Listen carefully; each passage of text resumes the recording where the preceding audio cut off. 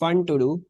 Define gravitational field strength. तो gravitational field strength क्या थी? It is the force experienced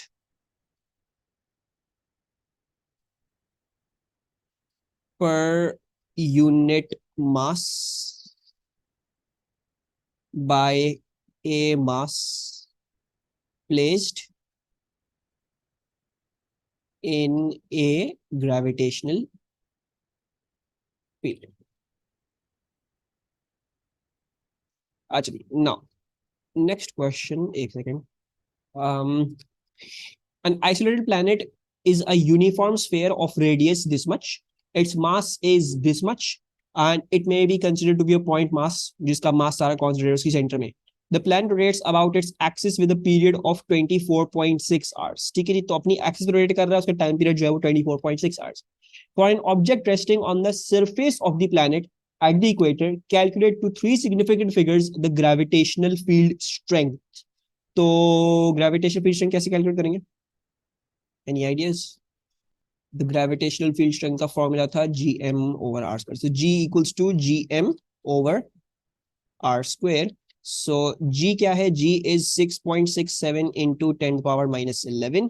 Mass जो है वो हमारा था 6.42 into 10 to the power 23. And lastly R square क्या है? आर क्योंकि हमें सरफेस पे निकालना है, तो बेसिकली सेंटर से लेके सरफेस तक की रेडियस का डिस्टेंस होगा, which is 3.39 into 10 to the power 6 square. So what is this answer coming out to be? 3.73. Perfect. So 3.73 आ रहा है, और मेरे पास 3 सिग्निफिकेंटली साइड दी थी, तो I am going to write 3.73 ही इधर. अच्छा, फिर उसके बाद the centripetal acceleration. So how do I work out the centripetal acceleration from this data? Can we work out the centripetal acceleration? So mv square by r. अच्छा, if we're using mv square by r तो ठीक है. अच्छा, सबसे पहली चीज तो mv square by r या mr ओमेगा स्क्वायर, दोनों में से जो भी लिख रहे हो, ठीक है, ये याद रखना वो सेंट्रीपिटल फोर्स के फॉर्मूला से. ठीक है जी. सो कोई बात नहीं अगर इससे याद किया हुआ है, इट्स नॉट रॉन्ग. बट हमें क्या निकालनी है? हमें एक्सेलरेशन निकालनी है, तो मास से डिवाइड करना पड़ेगा, right? So it becomes, acceleration का फॉर्मूला क्या हो जाएगा? या तो आर ओमेगा स्क्वायर या फिर वी स्क्वायर अपॉन आर. तो सेंट्रीपिटल एक्सेलरेशन का फॉर्मूला हो गया आर ओमेगा स्क्वायर, और सेंट्रीपिटल एक्सेलरेशन हो जाएगी वी स्क्वायर बाय आर. अच्छा, अब जो है दूसरी चीज जो है, we have not got the v. मेरे पास वी नहीं है. हाँ, मेरे पास ओमेगा जरूर है, because they given me the time period. So let's use 2 pi upon T, और फिर टाइम पीरियड सब्स्टिट्यूट करके हम ओमेगा निकाल लेंगे. I am going to use this form. ठीक है, क्योंकि ये जल्दी हो जाएगा, स्ट्रेट फॉरवर्ड हो जाएगा. So acceleration, centripetal acceleration equal to radius. Radius क्या है? That is 3.39 into 10 to the power 6. So 3.39 into 10 to the power 6 into omega squared, which will be 2 pi upon the time period. Time period जो है वो 24.6 hours है. Convert करना नहीं भूलिएगा. Hours को मिनट्स में करने के लिए 60 से मल्टीप्लाई, मिनट्स को सेकंड में करने के लिए 60 से मल्टीप्लाई मजीद, और फिर होल स्क्वायर करना पड़ेगा to get the centripetal acceleration out. So what is this answer coming out to be? So it is a 0.0171 metre per second square. अब क्या कह रहे हैं? कह रहे हैं कि the force per unit mass exerted on the object by the surface of the planet. So बोल रहे हैं भाई, आपने ग्रेविटेशनल फील्ड स्ट्रेंथ भी निकाल दी, आपने एक्सेलरेशन भी निकाल दी, centripetal acceleration. They are asking you what is the force per unit mass, यानी force per mass, unit mass, कोई भी ऑब्जेक्ट फील करेगा on the surface of the planet. So what do you think the answer to this is going to be? ऐसा कोई question याद कर आ रहा है? हमने कुछ ऐसा किया हुआ है? ये कंसेप्ट क्या था? आई बिलीव याद नहीं होगा, क्योंकि काफी ये छोटा सा था. Gravitational field strength. ठीक है, yes you guys are correct. दोनों ने जो आंसर दिया है, और मना I think you were talking, नहीं मना ग्रेविटेशनल फील्ड स्ट्रेंथ नहीं लिखेंगे हम इसमें क्या लिखेंगे? We shall be the net force. ठीक है, basically the force per unit mass, यानी अगर हमें निकालना चाह रहे हैं तो बेसिकली जो दोनों बच्चे बोल रहे हैं, टीना और अहमद, दोनों को सब्ट्रैक्ट करेंगे. So 3.73 minus 0.0171, this is going to be our final force जो हमें फील हो रही होगी on the planet. This comes out to be 3.71, तो 3.71 लिख रहे हैं.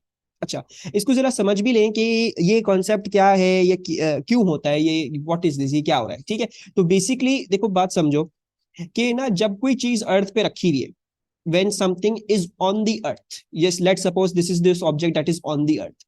तो you all know कि एक force है जो force of gravity है ना? There is some force of gravity like this. ठीक है नी?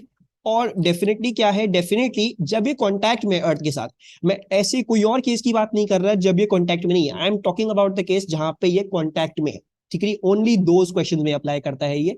तो फिर क्या होगा, then you also have this normal contact force. ठीक है, now in AS you assume the generalisation कि जो नॉर्मल कांटेक्ट फोर्स होती है ना वो वेट के बराबर होती है हमेशा. यू अज्यूम्ड दैट जनरलाइजेशन, लेकिन हकीकत में ये नहीं होता. ऑन अ स्पिनिंग मास कोई अगर चीज रखी हुई स्पिनिंग मास पे, तो नॉर्मल कांटेक्ट फोर्स और ग्रेविटेशनल फोर्स बराबर नहीं होती हैं. ठीक है, वो क्यों नहीं होती हैं? वो इसलिए नहीं होती हैं because you need some force that needs to be directed toward the centre, जो प्रोवाइड करेगी centripetal force. And if you see, तो सेंट्रीपिटल फोर्स क्या आ रही है? सेंट्रीपिटल फोर्स आ रही है Fg माइनस R. ठीक है, so the concept is this कि ये जो बेसिकली हम ये जो एक्सेलरेशन ऑफ फ्री, ये जो निकाल रहे हैं, ये जो एक्सेलरेशन ऑफ फ्री फॉल निकाल रहे हैं एट द इक्वेटर, यानी फोर्स पर यूनिट मास क्या लग रही होगी एट द इक्वेटर, ये कॉन्सेप्ट क्या है? ये कॉन्सेप्ट ये है, बेसिकली समझो इस बात को. ये देखो Fg में से कुछ हिस्सा जो है वो कहां जा रहा है? वो जा रहा है सेंट्रीपिटल फोर्स. ठीक है, अगर ये हवा में उड़ा था ऑब्जेक्ट तो कंप्लीटली पूरा सेंट्रीपिटल फोर्स ग्रेविटेशनल फोर्स में होता, दैट वाज दैट. लेकिन जब इक्वेटर पे रखा हुआ है तो एक ग्रेविटेशनल फोर्स होती है, एक नॉर्मल कांटेक्ट फोर्स होती है, बिकॉज इट्स इन कांटेक्ट. और एस में we assume both of these forces are equal, लेकिन A2 में आते हैं जब हम पढ़ते हैं स्पिनिंग मासेस, तो these two forces are not equal. Why is that? Because you need, obviously ये R छोटा होगा, थोड़ा सा छोटा होगा than this Fg, क्योंकि हमें कोई ना कोई छोटी सी सेंट्रीपिटल फोर्स चाहिए डायरेक्टेड टुवर्ड द सेंटर. और इधर देखो वो सेंट्रीपिटल फोर्स जो चाहिए वो इतनी चाहिए 1 kg के मास के लिए. ठीक है, तो ये जो फोर्स लानी है, तो फिर इससे प्रूव होता है कि एक स्पिनिंग मास पे नॉर्मल कांटेक्ट फोर्स और ग्रेविटेशनल फोर्स बराबर नहीं होती है. ठीक है, सो ऐसा कभी भी क्वेश्चन आ जाए, ठीक है, this is the question that काफी दफा रिपीट हुआ है, तो इसमें यह बात में ध्यान रखनी है कि हमेशा क्वेश्चन ऐसा ही आए, जब भी आए तो एक फील्ड स्ट्रेंथ निकलवाते हैं, या वो ग्रेविटेशनल फोर्स निकलवाएंगे ऑन अ यूनिट मास, फिर वो सेंट्रीपिटल फोर्स निकलवाएंगे ऑन अ यूनिट मास जो एक्सेलरेशन आएंगी.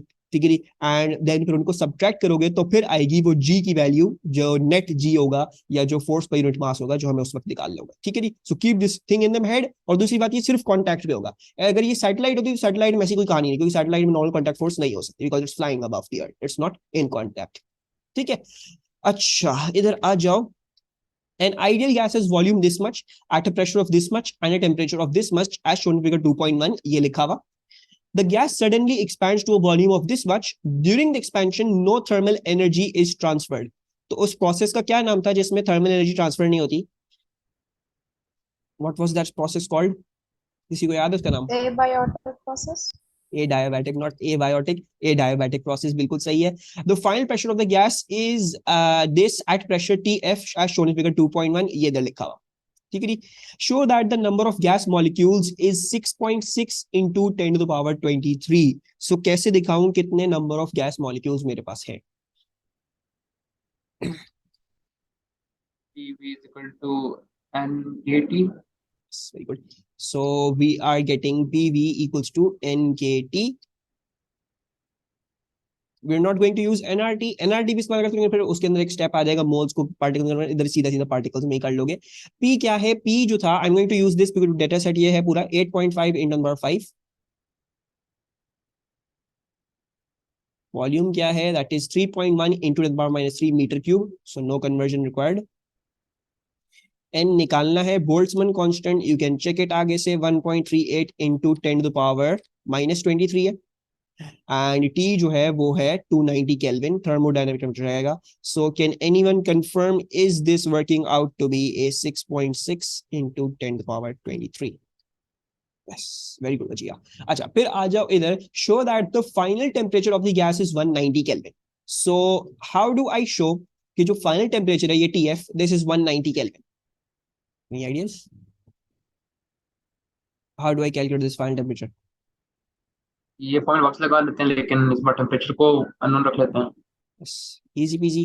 So ये तो काफी दफा आता है, हर साल आता है. So PV equals to NKT. Again going with the NKT वाला वेरिएंट. वो क्यों? मुझे प्रेशर पता है, वॉल्यूम पता है, N मैं इधर निकाल चुका हूँ, तो वैसे ही पता होता है, अब टेम्परेचर निकाल लेंगे. ठीक है जी. So pressure is 2.7 × 10⁵. So this is 2.7 × 10⁵. Volume is 6.3 × 10⁻³ N हमें नहीं पता, सॉरी एन हमें पता है 6.6 इंटू 10 पावर 23, बोल्ट्जमैन कांस्टेंट ही बताया दैट वाज 1.38 इंटू 10 पावर-23, और टेम्परेचर फाइनल अब हम निकाल लेंगे. So are we getting the final temperature as 190 kelvin. Perfect. चलो आगे चलते हैं. 190 rounded two of to 2SF. ठीक है जी, कोई मसला नहीं है. अच्छा, फिर क्या बोल रहे हैं? The average translational kinetic energy of a molecule of an ideal gas is given by E = 3/2 kT. ये kinetic energy of one molecule है. where T is the thermodynamic temperature and K is the Boltzmann constant. Calculate the increase in internal energy of the gas. So how are we going to work out the increase in the internal energy? I'm going back to this page. आगे वाला page देख लो एक दफा. ये लिखा हुआ है इस पे E = 3/2 kT. बाकी इधर से मिलेगी इंफॉर्मेशन. सो डेल्टा U कैसे निकालेंगे? Change in temperature. Change in temperature. तो फॉर्मूला क्या था exact? What was the formula?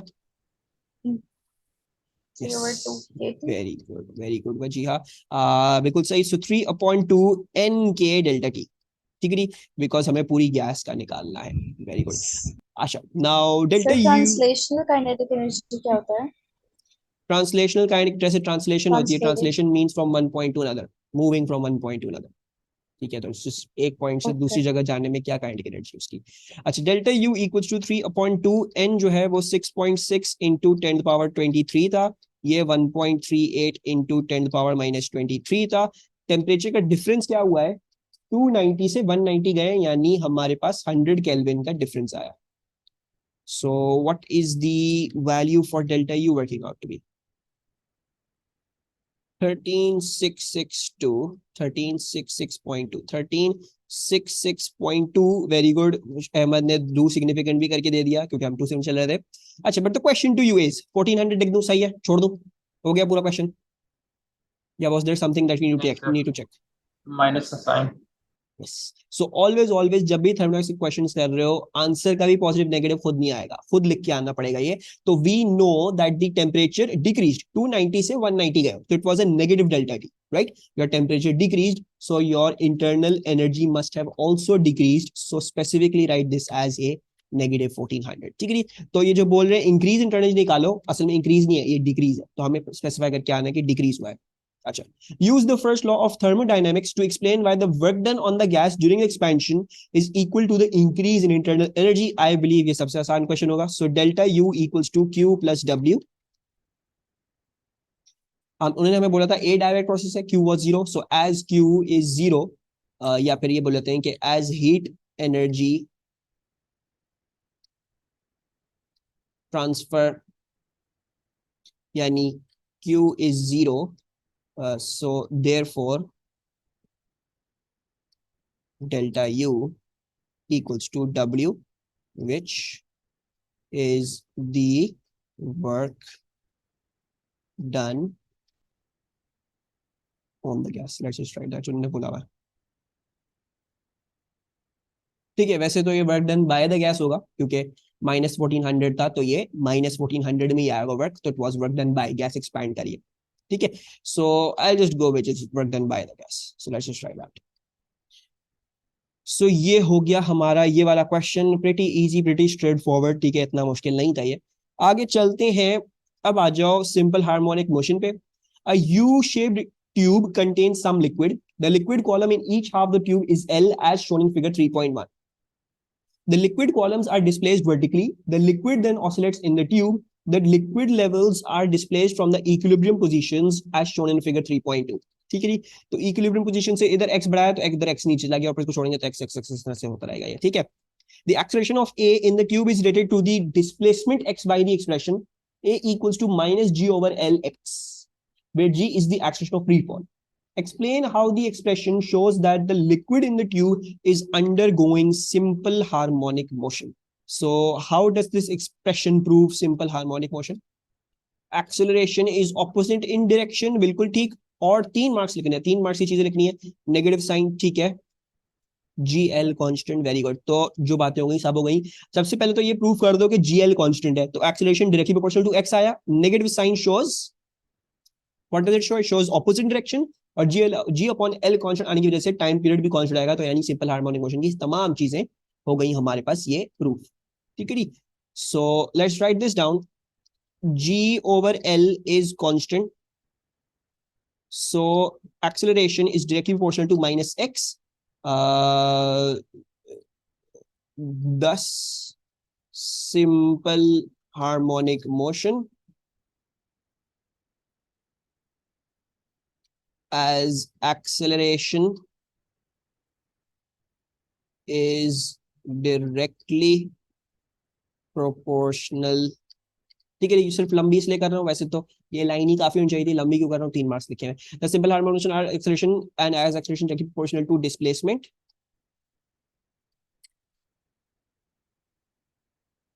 but opposite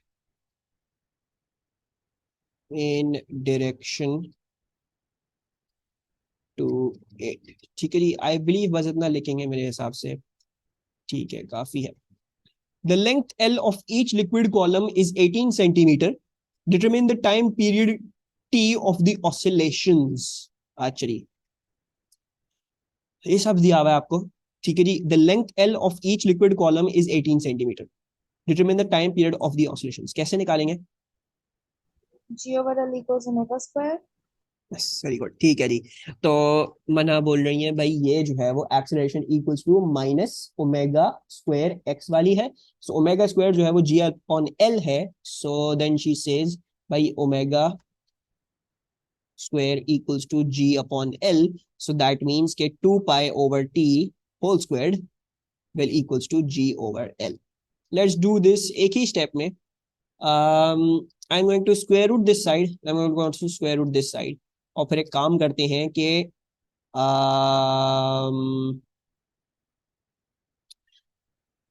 this becomes 2 pi into root L over G and then that will equal to time। ठीक है जी, time period ऊपर ले गया, ये L over G इधर ले आया। अच्छा जी, 2 pi into root of L। अच्छा जी, root of L, L जो था वो 18 सेंटीमीटर था, तो 18 into 10 power minus 2, और G जो था वो 9.81 था। ठीक है जी, let me just check L इसी तरह से डिफाइन था या नहीं। L जो था वो यही था। ठीक है जी, ठीक है ठीक है ठीक है। सो क्या आ रही है value? And very good Mana, 0 sir ji point by l था या फिर एल बाय जी था?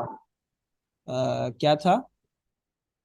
जी ओवर एल था या फिर एल ओवर जी था जी ओवर क्वेश्चन एल में? था। ठीक है, तो जब ये इधर लेके आया, देखो मैं टाइम पीरियड को उधर ले गया, मैं एल को ऊपर ले आया, जी को नीचे ले गया। ठीक है, तो इसलिए रूट एल ओवर जी। जी सही। सर। अच्छा जी, अब आ जाओ इसमें the part that has bothered a lot, although हमने क्लास में भी किया हुआ है, ये वाला क्वेश्चन मैंने क्लास में करवाया हुआ है। ठीक है, और काफी बॉदर करता है ये वाला, क्योंकि it is kind of weird, normality के हिसाब से नहीं आया। The oscillations of the liquid in the tube are damped. ठीक है, ऑसिलेशंस डैम्प्ड है, डैम्पिंग से मतलब एनर्जी लॉस हो रहा है। In any one complete cycle of the oscillations, the amplitude decreases by 6% of its value at the beginning of the oscillation। यानी होता क्या है, होता यह है कि एक ऑसिलेशन में एम्पलीट्यूड अगर इधर कुछ भी था, नेक्स्ट वाली में 6% कम आएगा, यानी 94% आएगा। ठीक है जी। Determine the ratio energy of oscillations after 3 cycles upon initial energy of oscillations. अच्छा, सबसे पहले तो सब ये रिकॉल कर लो कि एनर्जी का फॉर्मूला क्या था, टोटल एनर्जी का, वो था half m omega square x naught square. ठीक है जी, और नीचे भी यही लेना पड़ेगा। बस प्रॉब्लम क्या होगी कि इफ यू रियलाइज ये चीज कि इधर ये इनिशियल आएगा और इधर ये 3 के बाद आएगा। ठीक है जी, बाकी सब चीजें सेम है, तो ये तो सब वैसे ही कैंसिल हो जाएगा, राइट। एम चेंज नहीं करेगा, ओमेगा स्क्वायर चेंज नहीं करेगा, हाफ चेंज नहीं करेगा, तो चेंज नहीं करे, तो बेसिकली चेंजिंग बस यही है। तो हमारा जो रेशियो आएगा वो आएगा x naught square after 3 oscillations upon x naught square that was initially. अच्छा, अब लेट्स अज्यूम कि जो इनिशियल वाला था वो एक्स नॉट स्क्वायर ही था। Let's say that the initial वाला जो था वो एक्स नॉट स्क्वायर था। अब हम निकाल लेते हैं ये 3 ऑसिलेशंस बाद ये क्या आ रहा है ये। अच्छा, सबसे पहले तो इस बात को समझो कि इट डिक्रीजेस बाय 6%, तो यानी 6% डिक्रीज कर रहा है, यानी अब 94% रह गया होगा। ठीक है, so what does that mean? That means कि आफ्टर वन ऑसिलेशन क्या आ रहा है, एम्पलीट्यूड अब आ रहा है 94% of x not, right. Of the start x not था, एक्स नॉट का 94% हो जाएगा, तो यानी 94/100 इंटू एक्स नॉट हो गया, यानी ये 0.94 एक्स नॉट हो गया। ठीक है, फिर क्या बोलते हैं, फिर हम निकाल लेते हैं आफ्टर 2 ऑसिलेशंस, राइट, क्योंकि हमें 3 के बाद निकालना है, तो आफ्टर 2 क्या हो जाएगा, अभी दोबारा से इसका 94% हो जाएगा, यानी ये 94/100 ऑफ इनिशियल ये था, तो 0.94 एक्स नॉट, तो ये क्या बन गया, ये 0.94 स्क्वायर एक्स नॉट बन गया। एंड आफ्टर 3 ऑसिलेशंस, तो ये क्या हो जाएगा, ये दोबारा से इसका 94% होगा, so 0.94 square x naught। ठीक है, in each one I am taking this as the initial। ठीक है, उन्होंने बोला था जो उसके स्टार्ट में होती है उसका होता है, फिर उसके स्टार्ट में हुई इसका होगा, फिर उसके स्टार्ट में हुई फिर इसका होगा। ठीक है, so this is going to finally become 0.94 cube x naught। ठीक है, क्लियर हुआ, ये चीज क्लियर हुई। So that is why I'll put the energy, the amplitude after 3 oscillations as 0.94 cube x naught, that is the amplitude। ठीक है, सो इसको डाल लेते हैं, ये आ रहा है 0.94 क्यूब एक्स नॉट। ठीक है, और फिर इसको होल स्क्वायर भी हमें करना पड़ेगा। ठीक है, होल स्क्वायर भी था, सो दिस बिकम्स 0.94 की power 6 into x naught square divided bye x naught square. So x not उड़ा दो, व्हाट 0.94 की power 6, 0.689 and yes, so 2 significant, तो 0.69। ठीक है, काफी सारे बच्चों ने ये सवाल भेजा था मुझे, आई डोंट नो कि इस क्लास में से कोई था, लेकिन आई होप अब समझ में आ गया हो कि कैसा होता है। आई बिलीव हफ्सा ने भेजा था ये सवाल, और भी 2-3 बच्चों ने भेजा था, तो ये इस तरीके से होगा। ठीक है, क्लास में भी किया था, keep this thing in your head, normality के हिसाब से नहीं है क्वेश्चन, आई एग्री, लेकिन ये इस तरीके से सॉल्व होगा। ठीक है, थोड़ा सा इसमें बस इसमें लॉजिक थी, इसमें और कुछ ऐसी कोई आगे कहानी नहीं थी। अच्छा, ये आ जाओ, carrier wave is modulated, no बच्चा, this is not in course, ये नहीं है कोर्स में, इसके बाद ये भी नहीं है कोर्स में, उसके बाद ये वाला मजे का क्वेश्चन। अच्छा, कभी कभार क्या होता है कि एग्जामिनर जो है ना वो ऐसा क्वेश्चन इंक्लूड करता है जिसमें वो 3 ग्राफ्स बना दे, 3 या 2 ग्राफ्स बनाने को देता है।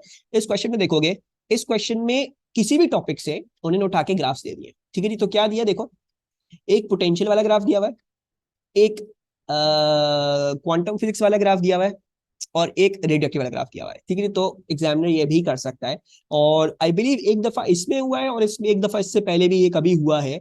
सारे मजे के क्वेश्चंस थे। ठीक है, ग्राफ्स वाले अच्छे सवाल होते हैं। So let's see how will we be doing this. Can explain that last part again, oscillations का।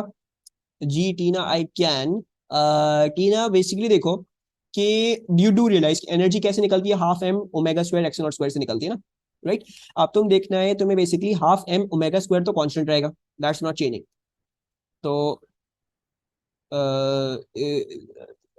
That's not changing, so half m omega square cancel out हो गया, राइट। सो अब क्या रह गया, अब ये रह गया कि x naught cube, x naught after 3 oscillations whole squared upon x naught initial squared.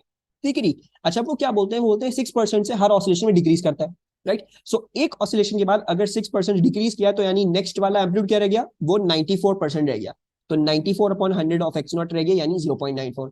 Second oscillation में क्या होगा, इसका 94% होगा, तो यानी 94/100 of 0.94 x not, 0.94 square x not हो गया। फिर अगेन 3 ऑसिलेशन के बाद 94/100 into 0.94 square x not into ये बन गया हमारे पास 0.94 क्यूब एक्स नॉट। वो मैंने उठा के डाला, स्क्वायर था इस पे तो स्क्वायर किया, and then we got our final answer. ठीक, अच्छा अब इधर आ जाओ। हिरा बोल रही काश मैं भी ये बोल सकती कि इतना ग्राफ वाला सबसे आसान होता है, खैर देख लेते हैं। अच्छा, an isolated metal sphere of radius r is charged that the electric potential at its surface is v naught. ठीक है, तो सबसे पहले तो इस बात को समझ लो कि इसका पोटेंशियल, यानी अगर इसका रेडियस आर है तो उसके सरफेस पे क्या आ रहा है, उसके सरफेस पे वी नॉट आ रहा है। ठीक है, on figure 5.1 sketch the variation with distance x from the center of the sphere of the electric potential. Your graph should extend from x equals to 0 to x equals to 3r. तो सबसे पहले तो इस बात को याद रखना कि मेटल स्फेयर्स हैं आपके कोर्स में, तो उनके अंदर पोटेंशियल कांस्टेंट होता है और इलेक्ट्रिक फील्ड स्ट्रेंथ 0 हो जाती है। ठीक है जी, तो यानी इधर जो है वो इधर ये कांस्टेंट आएगा इधर तक। ठीक है जी, अच्छा फिर दूसरी बात क्या थी, you all know and remember कि v equals to k q over r. K q constants होंगे तो v is inversely proportional to r। ठीक है। And then you can work out using v1 r1 equals to, मतलब इसको अगर कर लोगे तो v1 r1 will equals to v2 r2 and then you can put in v and r and find that out. ठीक है जी। बहरहाल what I want to be explaining to you वो हमने किया हुआ है, उधर अगर रिवाइज करना जाके तो कर सकते हो। बेसिकली क्या है, जिस फैक्टर से डिस्टेंस को बढ़ाओगे उसी फैक्टर से वोल्टेज को डिवाइड करना पड़ेगा, right. So if I am increasing the distance by 2 I have to divide the voltage by 2। तो यानी अगर 2R हुआ तो 0.5 ये हो जाएगा, 1 डिवाइड बाय 2 विल बिकम 0.5, तो ये 2R पे यहाँ पे आए। देन अगर मैंने डिस्टेंस को 3 किया तो मुझे वोल्टेज को भी 3 से डिवाइड करना पड़ेगा। सो 1 डिवाइड बाय 3 दैट इज 0.33। अच्छा अब इधर देख लेते हैं 0.33 किधर आएगा।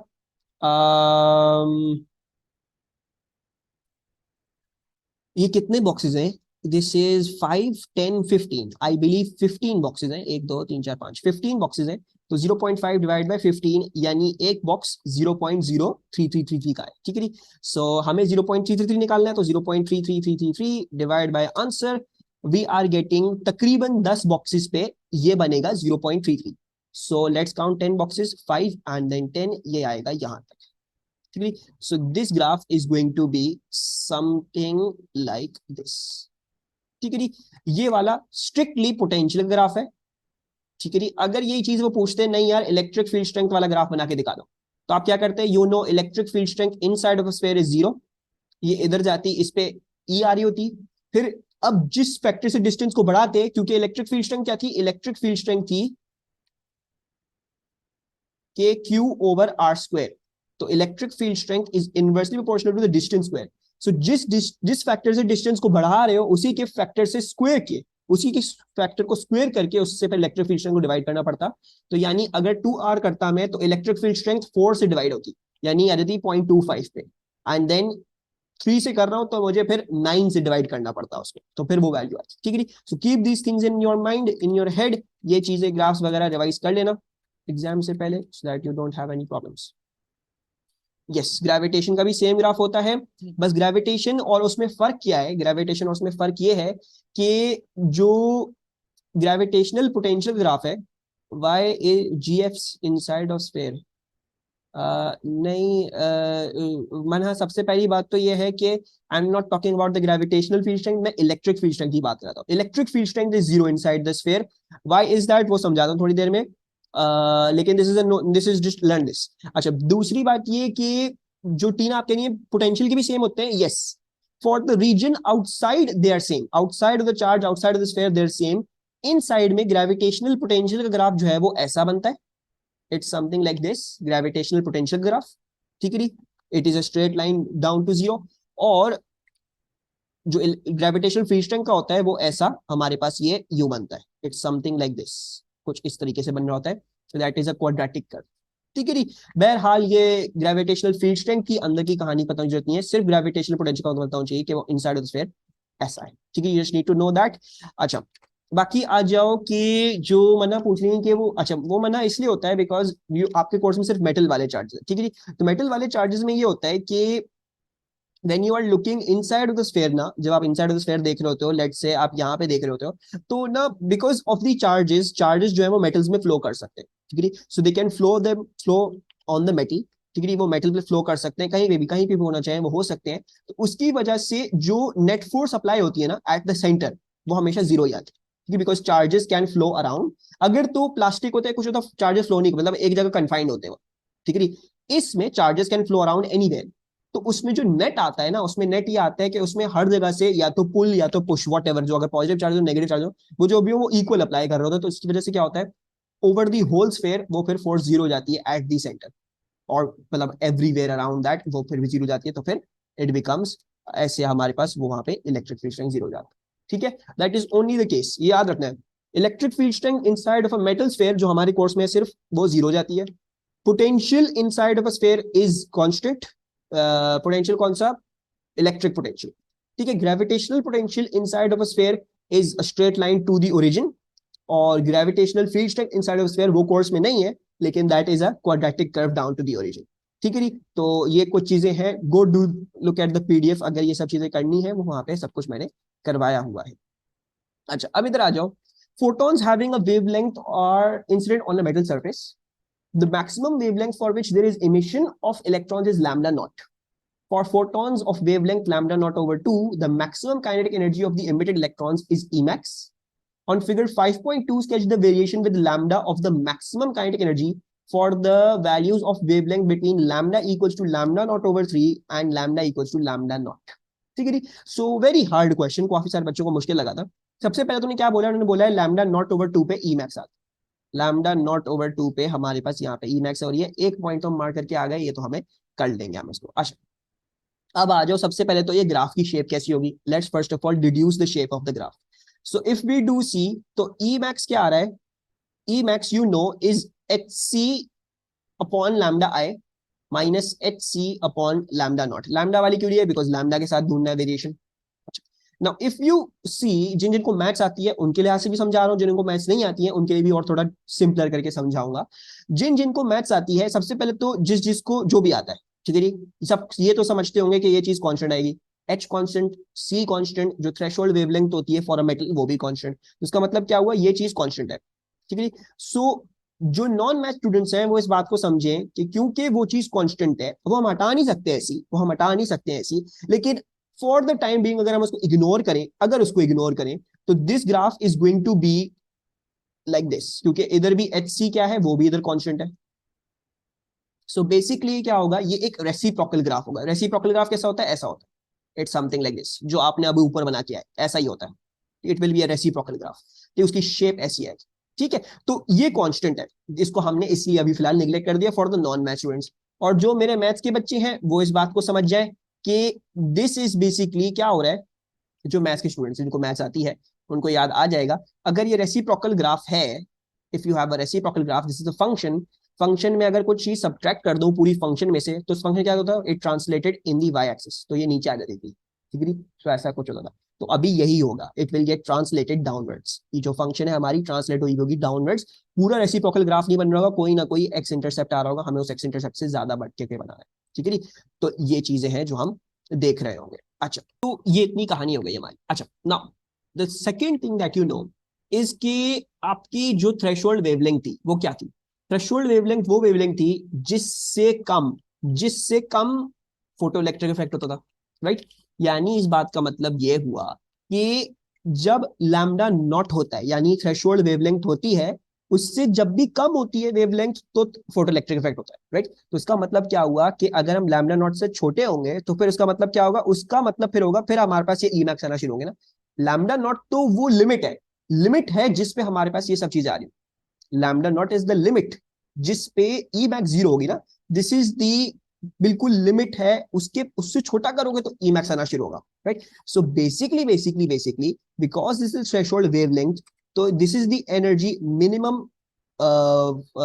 Maximum photon wavelength required to do the photo electric effect. ठीक है, उसका मतलब क्या हुआ, इट्स जस्ट, बिल्कुल जस्ट. तो इस जस्ट पे क्या आएगी हमारे पास, we will get Emax is 0. ठीक है, अगर किसी को ये बात समझ नहीं है, इतना हेड क्लिक नहीं कर रहा है, so Emax equals to HC upon lambda I minus HC upon lambda naught. Right, lambda i जो ये है, लैम्डा आई को अगर मैं लैम्डा नॉट रख दूं तो क्या हो जाएगा, Emax 0 आ जाएगी. सो बेसिकली Emax 0 आती है जब आपका लैम्डा नॉट होता है या फिर F नॉट होता है. ठीक है, सो इस बात को भी हमने समझ लिया. यानी इस बात को समझ गए होंगे सब कि यहाँ पे जो एक्स इंटरसेप्ट आ रहा है वो लैम्डा नॉट आ रहा है. ठीक है, और हमने यहाँ पे देख भी दिया वो लैम्डा नॉट आ रहा है. ठीक है, last point I need to deduce, that is the lambda naught over 3. बाकी मैं ग्राफ बना लूंगा, कोई मसले की बात नहीं होगी. तो लैम्डा नॉट ओवर 3 पे निकाल लेते हैं कि वहां पे वैल्यू क्या होगी. ठीक है, इसके लिए थोड़ी सी ख्वारी करनी पड़ेगी. वो क्यों, because there is no other intrinsic way जिससे मैं निकाल लूँ कोई आसानी से. मैं मतलब I can't plot this graph बड़ा आराम से. मुझे पता है रेसिप्रोकल तो है, लेकिन मैं रेसिप्रोकल ऐसा भी बना सकता हूँ, ऐसा भी बना सकता हूँ, ऐसा भी बना सकता हूँ. पता नहीं है कैसे बनाना है. ठीक है, सो लेट्स सी वो कैसे बनाना है. अच्छा, so what I am going to do is I am going to work out ये लैम्डा नॉट ओवर 3 पे वैल्यू क्या आएगी. I am going to work that out. अच्छा, सो उसके लिए मैं क्या कर रहा हूँ, सबसे पहले तो I am going to solve के ये जो बोल रहे हैं ना लैम्डा नॉट ओवर 2 आ रहा है Emax, लैम्डा नॉट ओवर 2 पे Emax आता है. First of all I am going to solve this कि ये Emax क्या है in terms of lambda naught. पहले ये निकाल लूंगा, फिर ये देख लूंगा कि जो लैम्डा नॉट ओवर 3 दिया हुआ है ये फिर किस Emax में मैप आउट करेगा. ठीक है, तो वो क्या बोल रहे हैं, वो ये बोल रहे हैं कि भाई Emax आता है Emax जब हमारे पास क्या होता है, जब हमारे पास हमारी जो इनिशियल लैम्डा है वो लैम्डा नॉट ओवर 2 होता है. सो इनिशियल कह रहा हूँ इंसिडेंट लैम्डा, सो एच सी अपॉन 0.5 लैम्डा नॉट, वो यही बोल रहे हैं। जब मैं इनिशियल जो मैं इंसिडेंट रखता हूँ, जब मैं उसको लैम्डा नॉट ओवर 2 डालता हूँ तो फिर ई मैक्स आता है, and then minus H C upon lambda not. ठीक है जी। अच्छा, इसका मतलब क्या हुआ, यहाँ इसको 0.5 से मल्टीप्लाई करना पड़ेगा, इसको भी एलसीएम लेना पड़ेगा। सो जब ये करेंगे तो क्या होता है, H c minus 0.5 h c, यानी 0.5 एच सी अपॉन ये आ गया 0.5 लैम्डा नॉट। ठीक है जी। 0.5 ऊपर नीचे कैंसिल, तो हमारे पास क्या आ रहा है, हमारे पास ये आ रहा है कि हमारा जो ई मैक्स है, जो ई मैक्स इन्होंने हमें बताया हुआ है कि ई मैक्स है, वो असल में एच सी अपॉन लैम्डा नॉट है, उसकी वैल्यू एच सी अपॉन लैम्डा नॉट है। ठीक है जी। अब हमें क्या निकालना है, हमें ये निकालना है कि लैम्डा नॉट ओवर 3 पे जो है वो ई मैक्स क्या आ रहा है, वो 2 ई मैक्स है, 3 ई मैक्स है, क्या है। ठीक है, लेट्स वर्क दैट आउट। सो जो ई मैक्स 2 हम निकालने जा रहे हैं, वो कहाँ निकालने जा रहे हैं, वो निकालने जा रहे हैं जब हम एच सी अपॉन लैम्डा नॉट ओवर 3 डालते हैं। ठीक है जी। Lambda naught over 3 and then minus H C upon lambda naught. अच्छा, अब अच्छा, लैम्डा नॉट ओवर 3, अच्छा let's just leave it like this, या रुको, लैम्डा नॉट ओवर 3 है ना, ठीक है ठीक है, इसको ऐसे ही करना पड़ेगा। अच्छा, lambda naught over 3, I am just going to do one more thing, मैं इसको जो ना I am just going to keep it like this, ऐसे। ठीक है जी। 1/3 इधर आ रहा है तो मुझे इधर भी एलसीएम लेना पड़ेगा, तो यानी इसको भी 1/3 से मल्टीप्लाई करना पड़ेगा, इसको भी 1/3 से, राइट, लेट्स डू दैट। अब क्या आ रहा है, H c minus 1/3, so 1 minus 1/3 is 2/3, so this becomes 2/3 h C upon नीचे क्या आ गया, नीचे आ गया 1/3 लैम्डा नॉट। ठीक है जी। यू कैन सी 3 और 3 कट जाएगा। सर 0.5 कैसे आया, 0.5 ऐसे है ना, बिकॉज लैम्डा नॉट ओवर 2 क्या हुआ, 1/2 0.5। ठीक, ये आ गया 2 h C upon lambda naught. Now what did you know, you knew that h C upon lambda naught was E max. So basically ये जो चीज है, ये तो ई मैक्स है। अगर ये ई मैक्स है तो ये जो ई मैक्स 2 है जो हम निकालना चाह रहे थे, वो बेसिकली 2 ई मैक्स है, right, 2 into E max. So basically, at lambda naught over 3, the value that you're getting is a 2 E max. So basically, lambda naught over 3 पे ये value आनी चाहिए यहाँ पे. And then you draw your reciprocal curve like this. So it's going to be something like this. ठीक है, समझ में आया सबको? Any problems?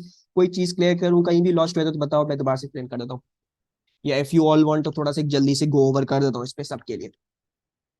अच्छा, मैं रिपीट करता हूँ।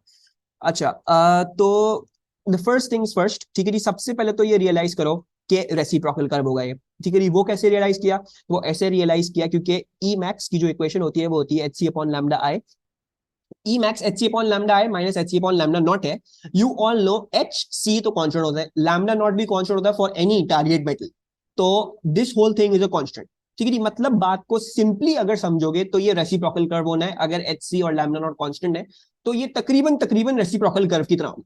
ठीक है, जो मैथ्स के बच्चे हैं वो इस बात को समझ लें, क्योंकि ये माइनस में है। ठीक है, माइनस का मतलब क्या हुआ, होना तो ये रेसिप्रोकल कर्व ही था, this was a reciprocal function, इस माइनस का मतलब ये हुआ है ग्राफ ट्रांसलेट होके नीचे आ गया। असली में ग्राफ कैसा होता है रेसिप्रोकल वाला, वो ऐसा होता है, it does not touch any of the axis, लेकिन जब इसमें हमने माइनस की कोई चीज तो ये ट्रांसलेट कर गया, इधर आ गया नीचे। सो इस तरह से बनेगा हमारा कुछ ग्राफ। ठीक है। अच्छा, जो नॉन मैथ्स है वो घबराए नहीं, ऐसी कोई मैं दूसरा तरीका भी बताया, अभी समझ जाओ, अभी तक समझ जाओ, ये रेसिप्रोकल ग्राफ बनना है, इस चीज को भूल जाओ, ये दिखाया। ठीक है। अच्छा, अब सबसे पहली बात तो उन्होंने बताई है आपको कि लैम्डा नॉट ओवर 2 पे ई मैक्स आ रहा है, सो लैम्डा नॉट ओवर 2 पे आपने ई मैक्स दिखा दिया। ठीक, लैम्डा नॉट ओवर 2 पे आप ई मैक्स दिखा दोगे। दूसरी बात इस बात को याद करो कि थ्रेशोल्ड वेवलेंथ क्या थी। थ्रेशोल्ड वेवलेंथ वो वेवलेंथ थी जिससे कम फोटो इलेक्ट्रिक इफेक्ट होता है। Threshold wavelength was the wavelength जिससे कम पे फोटो इलेक्ट्रिक इफेक्ट होता है, यानी उससे कम पे फोटॉन्स इलेक्ट्रॉन्स रिलीज होते हैं with some kinetic energy, right. तो अगर मैंने एग्जैक्टली लैम्डा नॉट दे रहा हूं, if my incident intensity is exactly lambda naught, तो फिर क्या आ रहा होगा, तो फिर 0 ई मैक्स आ रही है, मतलब वो बस वर्ज है, it's on the verge of having some it's on the verge of having a photo electric effect, हो नहीं रहा। तो यहाँ पे भी देख सकते हो एच सी अपॉन, अगर मैं इधर लैम्डा आई की जगह ये डाल दूं, ये जो वैल्यू आ रही लैम्डा नॉट, तो एच सी upon lambda naught minus H सी upon lambda naught, E max से आएगा 0 आएगा। ठीक है, यानी थ्रेशोल्ड वेवलेंथ या थ्रेशोल्ड फ्रीक्वेंसी अगर वहां पे अगर हम देखेंगे तो थ्रेशोल्ड वेवलेंथ पे ईमैक्स 0 होगी, थ्रेशोल्ड फ्रीक्वेंसी पे ईमैक्स 0 होगी। थ्रेशोल्ड वेवलेंथ से कम पे फोटो इलेक्ट्रिक इफेक्ट होता है, जब भी ग्राफ पीछे ये इधर राइज करेगा, और थ्रेशोल्ड फ्रीक्वेंसी से ज्यादा पे फोटो इलेक्ट्रिक इफेक्ट होता है, तो उसमें ये ग्राफ आगे की तरफ दिखता। अच्छा खैर, ये इतना कर लिया हमने, क्या डिड्यूस कर लिया, हमने कहा लैम्डा नॉट पे 0 आएगा, हमने ये बना लिया, ये हो गया, और हमने अभी तक रेसिप्रोकल कर्व देख लिया। Any problem still over here, reciprocal वाली चीज और ये लैम्डा नॉट और लैम्डा नॉट ओवर 2 वाली चीज। उसके बाद अब एक्सप्लेन करता हूँ लैम्डा नॉट ओवर 3 और आगे की कहानी। अच्छा, अब देखो, the reciprocal graph, because you just have only 2 points, we can't draw, हम ऐसी ड्रॉ नहीं कर सकते, क्योंकि मैं इस तरह से बहुत सारे डिफरेंट डिफरेंट रेसिप्रोकल ग्राफ्स बना सकता हूँ। It depends on what's the respective gradient function of that, ठीक है। तो आई डोंट नो व्हाट्स कैसे बनाना है मुझे, तो मुझे at least I need some one more point, ताकि मैं एक रफ आइडिया बना दूं, ठीक है।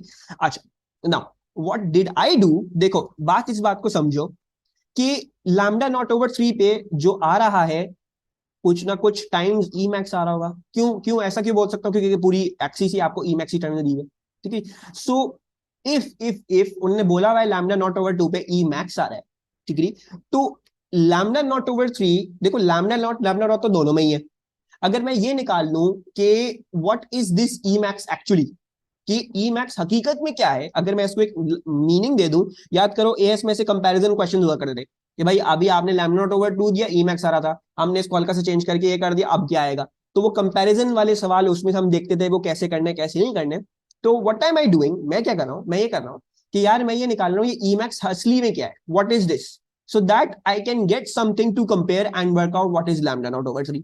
तो मैंने क्या किया, मेरी बेस इक्वेशन तो यही है ना, this is the Einstein's equation. So let's see upon lambda I minus hc upon lambda naught. If I put lambda I as lambda naught over 2, I know that I get Emax. उन्होंने बोला है lambda naught over 2 डाल दोगे Emax आए. So if I put in lambda I as a 0.5 lambda naught, जो 1/2 lambda naught होगा, जब मैं ये डालूंगा तो मेरे पास Emax आएगा। तो मैंने सिर्फ वही इक्वेशन में बस ये डाला, तो hc upon 0.5 lambda naught minus ये चीज थी, इसका एलसीएम लेना पड़ा फिर, राइट। ऑब्वियसली दो चीज सब्ट्रैक्ट हो रही है, डिनोमिनेटर सेम करना पड़ेगा। तो मैंने 0.5 नीचे 0.5 ऊपर मल्टीप्लाई कर दिए, अलजेब्रा किया तो मेरे पास आ गया कि E max in terms of lambda naught is hc upon lambda naught, यानी ई मैक्स की जो वैल्यू है in terms of lambda naught that is hc upon lambda not, ठीक है। इतना हमने कर लिया। अब मुझे क्या निकालना है, मुझे निकालना है लैम्डा नॉट ओवर 3 पे क्या है। So again I went with Einstein equation. भाई आइंस्टाइन ने क्या बोला, आइंस्टाइन ने बोला ई मैक्स आता है, इस दफा मैं कोई और ई मैक्स निकालना चाह रहा हूं, वो आता है जब H C upon lambda I में से एच सी अपॉन लैम्डा नॉट निकाल दोगे, ठीक है। अभी लैम्डा आई क्या डालना है, अभी लैम्डा आई हमें लैम्डा नॉट ओवर 3 डालना है। We need to put this in as a lambda naught over 3, इस पे निकालना है ना ई मैक्स क्या आ रहा है। So we are trying to find that out. तो मैंने यही किया, I put in lambda naught over 3। जब ये किया तो दूसरी साइड पे एलसीएम लेना पड़ेगा, डिनोमिनेटर सेम करने पड़ेंगे, तो 1/3 इधर 1/3 ऊपर मल्टीप्लाई। जब ये किया अलजेब्रा किया तो आ गया 2hc अपॉन लैम्डा नॉट, जो है वो क्या है, वो ई मैक्स 2 है। E max 2 is 2hc upon lambda naught. इस बात का क्या मतलब हुआ, इस बात का मतलब ये हुआ भाई देखो hc अपॉन लैम्डा नॉट क्या था, वो तो ई मैक्स था। तो hc अपॉन लैम्डा नॉट इधर भी क्या है, वो भी ई मैक्स है। तो ई मैक्स 2 जो है that is 2 times E max, यानी at lambda naught over 3 you will be getting 2 times the E max जो आपको मिल रहा है, ठीक। समझ में आया अब। So this was this comparison वाला क्वेश्चन, जो वो एक कंडीशन में बता देते हैं आपको, वो आपको पूरी एक चीज बता दी ना, उन्होंने बता दी लैम्डा ओवर 2 पे यार है। अब उन्होंने हल्की सी एक चीज चेंज करके पूछा अब बता दो वैल्यू क्या होगी। सो दिस इज दिस, समझो कि वो जो कंपैरिजन वाले क्वेश्चन याद होगा कि जैसे एएस में आता है कि भाई एक रजिस्टर की लेंथ ये है, रेजिस्टिविटी है, एरिया ये है, उसका एरिया बदल के दे दिया। अब कहते हैं पूछते हैं इन टर्म्स ऑफ आर बता दो क्या आ रहा है नया एरिया। तो उसमें जो आप चीजें कर देते हैं, आप चीजें डाल देते, पहले निकाल देते यार ये है क्या असल में, फिर आप नेक्स्ट वाली केस में सब्स्टिट्यूट कर देते। तो वही किया मैंने, ठीक है, मैंने वही किया, मैंने और कोई कहानी अपनी मर्जी से नहीं करी है। किसी को अगर फिर भी प्रॉब्लम हो रही हो तो कोई मसले की बात नहीं है, वो बंदा ये कर ले कि वो साइमल्टेनियसली सॉल्व कर ले। मतलब वो ये निकाल दे कि लैम्डा नॉट क्या आ रहा है in terms of E max, यानी मतलब अगर मैं ये करता कि मैं इधर से लैम्डा नॉट को सब्जेक्ट बना देता, H C upon E max कर देता, तो मैं इधर फिर ये लैम्डा नॉट रख सकता हूँ, वो दोबारा से आपके पास वही आता, ठीक है। उसमें टेंशन की बात नहीं है, जैसे करना चाहो कर सकते हो, सब्स्टिट्यूशन करना चाहो, एलिमिनेशन से करना चाहो। मैंने इधर सब्स्टिट्यूशन करी है, क्लियरली बहुत बड़ी सब्स्टिट्यूशन करी है, 3 वेरिएबल की सब्स्टिट्यूशन करी है, तो मेरे पास आंसर आ। एटलीस्ट रेसिप्रोकल तो बना के आते हैं यार, ये 2 पॉइंट्स तो करके ही आओ, ये तो आई बिलीव ये कोई भी कर सकता है। बाकी अगर थर्ड पॉइंट हो तो फिर कुछ भी बना देते, उसका वैसे फिर 2 मार्क्स तो मिल ही जाते। ठीक है। अच्छा, अब आ जाओ इधर। A pure sample of a radioactive isotope contains N naught nuclei. The half-life of the isotope is T half. The product of the radioactive decay is stable. The variation with T of the number N of nuclei of the radioactive isotope is shown in figure 5.3. कौन बोल रही है sir? Rate of physics मुश्किल है, obviously मुश्किल है, मैंने कब कहा आसान है। On figure 5.3, label on the time axis the time t equals to 1 half life and the time t equals to 2 half lives. तो हाफ लाइफ क्या होगी जब ये n नॉट ओवर 2 होगा, यानी ये रहा हमारा फर्स्ट हाफ लाइफ, तो 1.0 हाफ। कैसे दिया हुआ है? टी हाफ दिया हुआ है। और फिर नेक्स्ट हाफ लाइफ क्या होगी जब ये n naught over 2 Majeed half हुआ होगा, यानी n नॉट ओवर 4 पे पहुंच चुका होगा। सो यानी इधर आ रही है, so this is R 2.0 T half.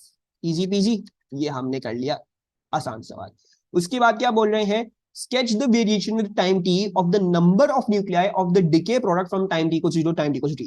बोल रहे हैं भाई ये चीज थी जो डिके करती है, राइट? ये डिके कर रही है, ऐसे एक प्रोडक्ट बना रही होगी। वो बोल रहे हैं वो जो प्रोडक्ट जो इंक्रीज कर रही होगी, ऑब्वियसली अगर वो डिके कर रहा है तो ये वाली प्रोडक्ट इंक्रीज कर रही होगी। वो बोल रहे हैं उसका ग्राफ बना दो, बना देते, कोई मसले की बात नहीं है। अच्छा, अगर ये टी हाफ में एन नॉट से एन नॉट ओवर 2 पे आया है, यानी हाफ हो गया, तो प्रोडक्ट जो होगी वो भी टी हाफ में 0 से एन नॉट ओवर 2 तक चल जाएगी, राइट? जितने इसके डिके करे उतने इसके आ जाएंगे। इधर आ जाएंगे हम यहाँ पे, राइट? हम शुरू करेंगे 0 0 पे, पहले कुछ भी नहीं था, डिके होते गए होते गए होते गए, अब ये आधे डिके कर चुके हैं तो आधे ये बन जाएंगे। एंड देन 2 टी हाफ पे क्या होगा? 2 टी हाफ पे ये अब जितने डिके करें, राइट, ये एन नॉट ओवर 2 से एन नॉट ओवर 4 तक पहुंचा है, तो बेसिकली 0.25 डिके करे, और तो यानी इधर भी 0.25 इंक्रीज करेंगे, और तो ये आ गया। एंड देन ये बेसिकली फ्लिप ग्राफ है जो वजीहा बोल रही हैं। I am just going to do 1 2। तो इस हाफ लाइफ में ये एन नॉट ओवर 4 से एन नॉट ओवर 8 पे गया है, ठीक है जी? यानी एक बड़े बॉक्स का आधा, तो एक बड़े बॉक्स का आधा यानी तकरीबन तकरीबन इधर तक आया, 1 2 3 4 5 इधर तक आया। And then let's just draw the graph. तो कुछ ऐसा है। अच्छा, दूसरी बात जो इधर फोकस करनी है, इधर इन्होंने ग्रेडियंट 0 नहीं दिखाया, यानी मतलब इधर एक्टिविटी 0 नहीं हुई अभी तक, तो गलती से भी इधर ये नहीं कर देना, इधर हॉरिजॉन्टल लाइन बना के आ गया आखिर में, ठीक है? सो फॉर एग्जांपल, एक second,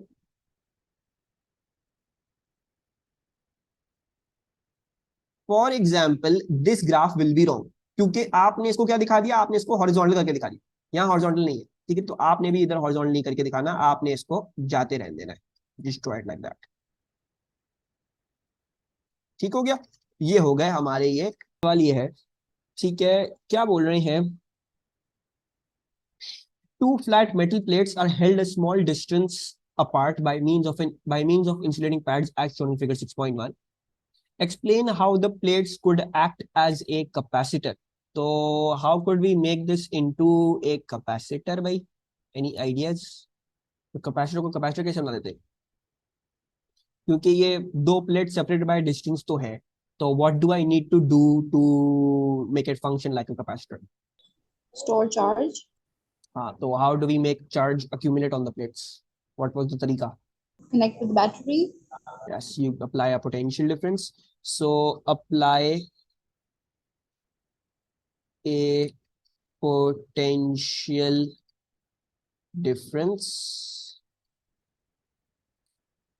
across the plates which causes opposite charges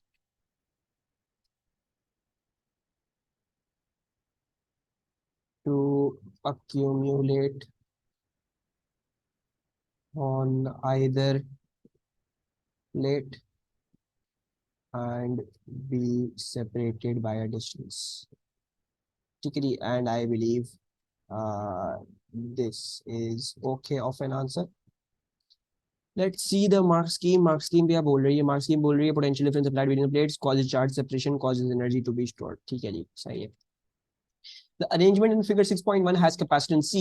The arrangement is connected into the circuit of figure 6.2. अच्छा, कैपेसिटर ऐसे लगा दिया है एक टू वे स्विच है जो या तो ए या तो बी पे कनेक्ट हो सकता है। एक बैटरी है, अगर ए पे कनेक्ट करोगे तो बैटरी कैपेसिटर को चार्ज कर देगी, अगर बी पे कनेक्ट कर दो तो कैपेसिटर एमीटर में से डिस्चार्ज कर जाएगा।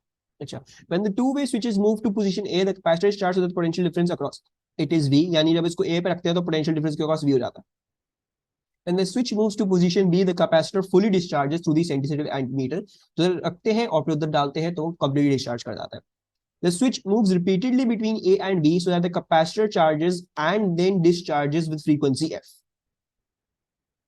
Show that the average current in the ammeter is given by CVF. तो I believe current क्या था? Current was the rate of flow of charge, so it's dq by dt. ठीक है। अच्छा, dq by dt है, सबसे पहले तो इस बात को समझना है हमने कि we need to find out what is this q, और फिर ये dt भी देखेंगे dt कहाँ से आएगा। अच्छा, सबसे पहले इस बात को समझ लेते हैं कि कैपेसिटेंस जो होती है वो होती है charge upon voltage, right. So the charge that I am forcing through the ammeter is basically cv, तो ये dq तो आ गया cv। अच्छा, ये dt क्या होगा? इट विल बी, अच्छा अगर हम इसको कर लें, एक सेकंड में इसको कर लेते हैं, तो I will equals to charge तो हमने निकाल लिया ना, तो let's just say this is CV into 1 upon D delta t। ठीक है। सो अगर हम ऐसे करें, ठीक है जी, तो मैं क्या कह रहा हूँ, current will equal dq by dt, q मैंने निकाल दिया CV into 1 upon delta t। अच्छा, now what do we want to be realizing? Frequency क्या थी? वो थी 1 अपॉन द टाइम पीरियड। ठीक है जी। फ्रीक्वेंसी क्या होती है? फ्रीक्वेंसी होती है कि how many waves form in 1 second. ठीक है जी। फ्रीक्वेंसी इज के how many times something happens in 1 second. अच्छा, अब अगर मैं इधर से ये देख लूं कि बेसिकली देखो ये 1 अपॉन टी लिखा हुआ है, सो बेसिकली ये 1 अपॉन ये टाइम पीरियड के ही मुतबादिल हो गया। ठीक है, तकरीबन तकरीबन वही हिसाब बन गया ना, 1 अपॉन डेल्टा टी वाली ही चीज हो गई है। सो बेसिकली हम इसको इसी को ही कह लेते हैं frequency. So this will become frequency, so therefore I equals to CV. Achha. Then for a potential difference of 180 volts and a frequency F of switching, for a potential difference V of 180 volts and a frequency F of switching of 50 hertz, the average current I in the ammeter is 2.5 microampere. Calculate the capacitance in picofarads of the parallel plates. निकाल लेते हैं भाई, क्या बोला था? I equals to CVF है, current बोल रहे हैं 2.5 माइक्रो एम्पेयर्स है, so micro is 10 power minus 6। सी हमें निकालना है, वोल्टेज उन्होंने बोला हुआ है 180 वोल्ट्स लगाते हैं हम, फ्रीक्वेंसी हमें बताई हुई है वो 50 हर्ट्ज है। What is the capacitance working out to be in picofarads, या फिर व्हाटएवर जो भी आ रही होगी, लेट्स सी क्या आ रही है। I am getting 2.7778 into 10 to the power minus 10। इसको पिकोफैराड्स में क्या लिखूंगा? 278, ठीक है जी। So it shall be 278 into 10 to the power minus 12, and then 2 significant because we had everything to 2 significant, so this becomes 280 picofarads. Very good. Actually, yes. अच्छा, अब आ जाओ, second capacitor is connected into the circuit of figure 6.2. The two capacitors are connected in parallel. Actually, so क्या कर रहा है? एक second, A second capacitor is connected into figure 6.2. ये बोला हुआ नहीं है कैपेसिटर वही है या नहीं है, so we can't make, we don't know that। ठीक है जी। तो ये बोल रहे हैं the two capacitors are connected in parallel, मतलब ये जो नया कैपेसिटर है वो उठा के इसके साथ पैरेलल में लगा दिया। We have no idea if the capacitors are of the same capacitance, या क्या कहानी है क्या नहीं, we don't know that। ठीक है जी। सो बस हमने इसको ही लेके चलना है। अच्छा, पैरेलल में लगा दिया। State and explain if any in the average current in the ammeter. So what will happen to the average current in the ammeter? No idea। अच्छा चलो, कैपेसिटर जब पैरेलल में लगाते हैं तो क्या होता है? कैपेसिटेंस इंक्रीज करती है, right? The capacitance will increase, so capacitance increases, या sorry let's write total capacitance increases, total capacitance increases and yes, very good. So you knew that I equals to CVF। अगर capacitance increase कर रही है, बाकी सब चीजें constant है, तो करंट भी इंक्रीज करेगा for sure. So total capacitance increases as current is directly proportional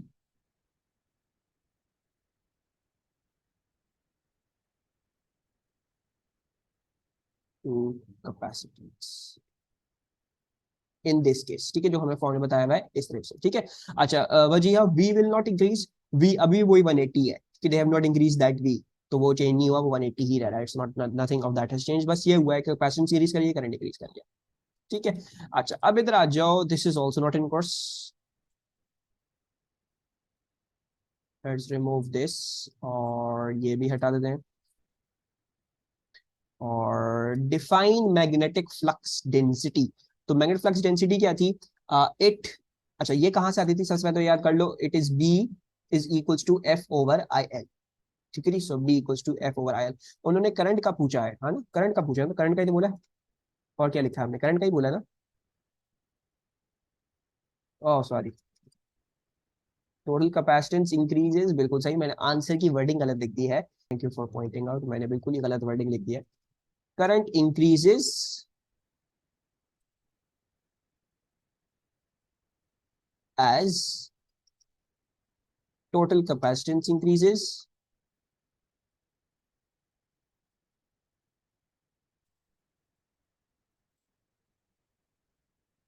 ठीक है, अब सही है, अब वर्डिंग सही है हमारी, ये हो गया ये आंसर। ठीक है, तो हमने कैपेसिटेंस के बारे में की, वो गलती से मेरे दिमाग में बोल रहा था, बहुत सारी बातें कर रहा था, इसलिए जो है वो मैंने आंसर भी गलत ही चीज का लिख दिया बातों बातों में।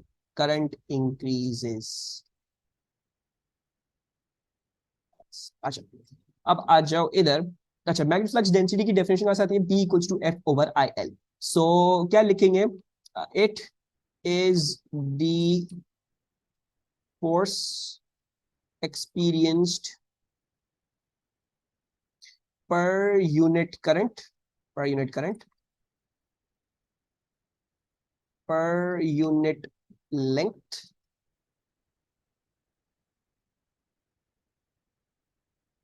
by a current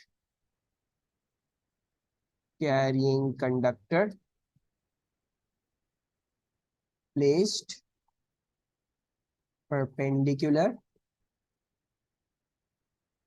in a magnetic field। ठीक है जी, अच्छा ये भी लिख सकते थे कि you could have also given through this through b equals to f over qv, क्योंकि bqv is also the force, magnetic force. तो आप ये भी लिख सकते थे, force experienced per unit charge, per unit velocity by a charge moving perpendicular in a magnetic field. But I would always say कि ये वाली इस्तेमाल करो, because this is the thing that we use to define. जैसे electric fields में unit positive charge है, gravitational fields में unit mass है, तो इसमें ये करंट कैरिंग कंडक्टर परपेंडिकुलर वाली जो केस है ना, इसी को लेकर हमने डिफाइन किया है। तो will rather like to go through the definition in using this formula. अच्छा, electrons each of mass m and charge q are accelerated from rest in a vacuum through a potential difference v. Derive an expression in terms of m, q and v for the final speed v of the electrons. Explain your working. अच्छा, explain क्या है भाई, हम rest से एक्सलेट कर रहे हैं, तो इसका मतलब क्या हुआ, जो हम इलेक्ट्रिकल पोटेंशियल एनर्जी दे रहे हैं वो सारी किस चीज में कन्वर्ट हो रही है, वो कन्वर्ट हो रही है इसकी तमाम की तमाम काइनेटिक एनर्जी में। ठीक है, and then let's solve it. So basically the electrical energy is being converted into kinetic energy. Let's calculate this out. अच्छा, इलेक्ट्रिकल एनर्जी कैसे निकलेगी, वर्क डन, सॉरी वोल्टेज क्या होता था, वोल्टेज होता था वर्क डन अपॉन चार्ज। तो work done क्या आ जाएगा, वर्क डन आ जाएगा voltage in charge. This is in your electric fields वाला चैप्टर। तो जो इलेक्ट्रिकल एनर्जी है, I can give that through V Q, and kinetic energy can be given through half M V square. ठीक है जी, kinetic energy जो है वो हम हाफ एम वी स्क्वायर दे देंगे। हमें निकालना क्या है, हमें final speed v of the electron निकालनी है। तो फाइनल स्पीड क्या हो जाएगी, वो हो जाएगी 2v/q अपॉन m होल अंडर रूट। ठीक है जी, और ये 2 ओवर कॉम्प्लिकेट करिए, अभी अभी वाला पार्ट नहीं आया, देखो ये वाला सर्कुलर मोशन वाला पार्ट नहीं है। ठीक है जी, इसमें क्या हुआ है, इसमें बस एक पोटेंशियल डिफरेंस के थ्रू एक्सेलरेट किया है इलेक्ट्रॉन को, दैट्स इट। ठीक है जी, this is no circular motion, no nothing. ठीक है, और ये एनर्जीज है, तो हम बीक्यू भी नहीं डालेंगे, फोर्सेस वाला कुछ नहीं डालना हमने। ठीक है, क्या किया हमने, उन्होंने एक पोटेंशियल डिफरेंस अप्लाई करके इलेक्ट्रॉन को एक्सीलरेट किया, तो जितनी हमने उसको इलेक्ट्रिकल एनर्जी दी उतनी ही उसमें काइनेटिक एनर्जी आ गई होगी। So electrical energy equals to kinetic energy, electric energy V Q से दी, half M V square is kinetic energy, V आ गया 2v/q अपॉन एम। ठीक, अच्छा, the accelerated electron is now injected at point S which is a uniform magnetic field। अब इसको circular motion करवा रहे हैं, ये एक्सीलरेट करवा के अब इसको डाल दिया इधर। ठीक है जी, the electrons move at right angles to the direction of the magnetic field, the path of the electrons is a circle of radius r। ठीक है जी, so circle of radius r है, ये यूनिफॉर्म मैग्नेटिक फ्लक्स डेंसिटी है, अब ये इसमें घूम रहा है। show that the specific charge of the electron is given by the expression q over m equals to 2v upon b square r square. तो अब कैसे करें इसको? How do I show what is the charge upon mass का ratio इसका? तो I believe अब जो वजीहा बोल रही थी कि सेंट्रीपिटल फोर्स जो है वो मैग्नेटिक फोर्स अप्लाई करेगी, over here the centripetal force is being applied through the magnetic force providing the centripetal force. तो basically the magnetic force equals to the centripetal force. ठीक है जी. And then we can solve this through magnetic force कैसे आएगी? That will come through BQV. Centripetal force कैसे आएगी? Centripetal force आएगी through अच्छा मुझे जो है वो mr ओमेगा स्क्वायर में देखिए, मुझे ओमेगा नहीं पता. ठीक है जी. मुझे v ही पता है. I know the velocity, so I am going to take this into the mv square upon r वाली अप्रोच. ठीक है जी. अच्छा जब आपने ये कर लिया, अब मुझे चार्ज टू मास रेशियो चाहिए ना. सो चार्ज टू मास रेशियो तो ले आते हैं, एक तो वो कर लेते हैं. दूसरा इधर देख लो कि इधर वेलोसिटी नहीं है. वो वेलोसिटी कहाँ गई? वो वेलोसिटी उन्होंने ये सब्स्टिट्यूट की होगी इधर. जब भी वो वोल्टेज भी लेके आए इसमें और भी चीजें लेके आए वो हमें देखनी पड़ेगी.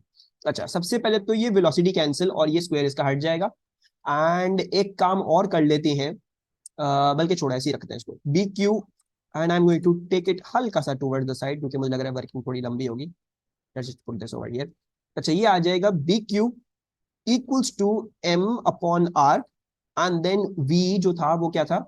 was root 2vq upon m. तो it is root 2vq upon m. अच्छा let's square both sides ताकि ये स्क्वायर रूट हट जाए. इसको भी स्क्वायर कर देते हैं. स्क्वायर करने पे क्या मिलता है हमें? स्क्वायर करने पे मिलता है कि ये b स्क्वायर हो जाता है, q स्क्वायर हो जाता है. ठीक है जी.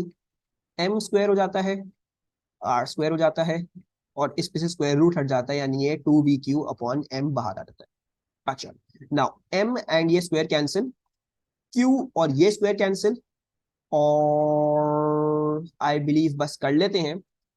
q इधर है, इधर मास इधर ले आते हैं. सो q अपॉन m और बाकी सब चीजों डिवाइड कर देते हैं. तो ये हो जाएगा 2v upon b square divide में गया, r स्क्वायर ऑलरेडी डिवाइड में था, तो 2v b square upon r square. ये हमने प्रूव करके दिखा दिया कि ये यही आ रहा है. ठीक है. तो ये वो वाला है जो हमने सीखा है कि how to find the charge to mass ratio. इसमें वेलोसिटी सिलेक्शन के साथ नहीं किया, इसमें they used an initial potential difference to accelerate the electron. वरना हमारा दूसरा तरीका क्या है? वेलोसिटी सिलेक्शन से भी सिलेक्ट कर सकते हैं. ठीक है, the velocity that you want. अच्छा electrons are accelerated through a potential difference V of 230 volts. The electrons are ejected normally into the magnetic field of flux density this much. The radius r of the circular orbit is this much. Use this information to calculate a value for the specific charge. So specific charge क्या था? Specific charge ये Q upon m है. So basically Q upon m निकालना हमें, वो कैसे आएगा? वो आएगा 2v b square upon r square से. So 2 वोल्टेज क्या था? वो था 230. b स्क्वायर क्या है? वो 0.38 मिली टेस्ला है. और आर स्क्वायर क्या है? रेडियस हमें दिया हुआ है 14 centimetre. So it shall be 14, sorry इसको स्क्वायर करना भूल गया मैं, स्क्वायर करना नहीं भूलना. 14 इंटू 10 टू पावर -2, ये भी square. What are we getting as the specific charge?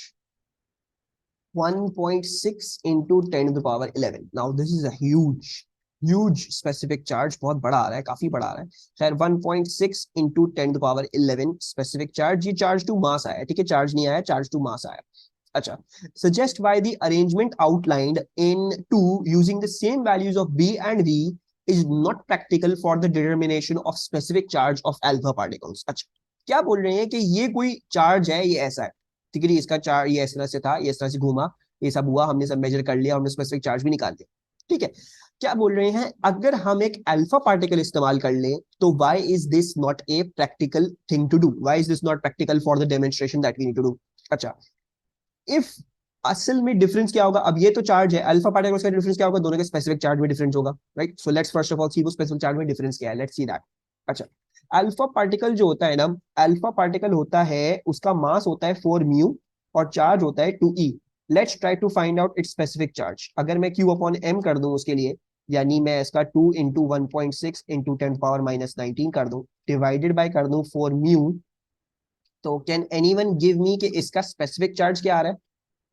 What is the value for the specific charge of an alpha particle? फिर उससे हम आगे देख लेते हैं आगे क्या कहानी डिफरेंस हो सकती है.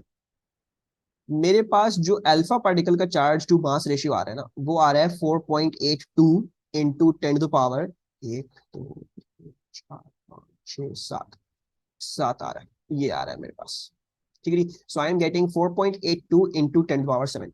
Now you can clearly see ये 10 to the power 7 है, 10 to the power 11 था. So this charge had a specific charge that is greater than the alpha particle, ठीक है जी। अच्छा, अब जरा इसका इफेक्ट देख लेते हैं। इसका इफेक्ट आई बिलीव इस फॉर्मूला से हम निकाल सकते हैं आराम से कि क्या होगा. So I am just going to copy this and paste this down. अच्छा, now charge to mass ratio क्या हुआ है, डिक्रीज किया है, ठीक है। सबसे पहले तो from this to this the charge to mass ratio has decrease. अच्छा, बाकी वो बोलते हैं उन्होंने वोल्टेज कांस्टेंट रखा हुआ है और बी कांस्टेंट रखा हुआ है, right. They said that using the same values for B and V, those are constants. So if these two are constants, so I can say that the charge to mass ratio is inversely proportional to the R square. Charge to mass ratio is inversely proportional to R square. अब हुआ क्या है, charge to mass ratio decrease किया है, right. So if the charge to mass ratio has decreased, so I believe क्योंकि inverse proportion में है तो radius of circular motion increase कर जाएगा, right. The radius of circular motion will increase. So अब हमें सजेस्ट करना है कि ये रेडियस ऑफ सर्कुलर मोशन की इंक्रीज होने से why does this not end up being a practical enough demonstration. तो मे बी परहैप्स सजेस्ट कर रहे हैं, ठीक है सर, सजेस्ट कर रहे हैं. I am not saying this is 100. Suggest का मतलब होता है आपको जो समझ में आ रहा है आप लिखो.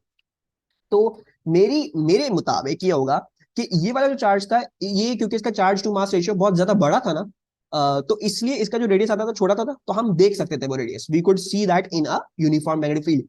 प्रैक्टिकली जो यूनिफॉर्म मैग्नेटिक फील्ड आप बना सकते हो वो एक कॉइल की शेप की होगी, ठीक है ना. इतनी बड़ी बना सकते हो, इतनी बड़ी बना सकते हैं. लार्ज हाइड्रॉन कोलाइडर वो उतनी बड़ी मैग्नेटिक फील्ड बनाता है, लेकिन वो बहुत मुश्किल होता है, राइट. प्रैक्टिकली लेबोरेटरी में लार्ज हाइड्रॉन कोलाइडर नहीं बना सकते आप लेबोरेटरी में इतना बड़ा कॉइल ले सकते हो, इतना बड़ा ले लोगे, इतना बड़ा ले लोगे, इससे ज्यादा बड़ा तो नहीं लोगे. तो इन दिस कॉइल ही वो यूनिफॉर्म मैग्नेटिक फील्ड बनेगी और उसी में ये सर्कुलर मोशन करेगा, ठीक है. Now since this charge had a charge to mass ratio that was very high, इसका रेडियस जो था वो छोटा आ रहा था सर्कुलर मोशन का. तो जब ये घूम रहा था तो हमें नजर, ऑब्वियसली वो उसी के अंदर घूम रहा था, उस मैग्नेटिक फील्ड में घूम रहा था तो नजर आ जाता था. लेकिन अल्फा पार्टिकल का क्या मसला है, इसका चार्ज टू मास रेशियो क्योंकि बहुत ज्यादा कम है, तो उसकी वजह से इसका रेडियस हो सकता है इतना बड़ा आ रहा हो कि वो यूनिफॉर्म मैग्नेटिक फील्ड में ना कर पाए circular motion. It might need some bigger area to do the whole circular motion.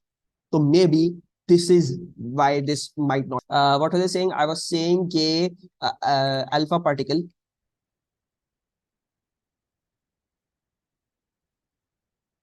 has a lesser charge to mass ratio,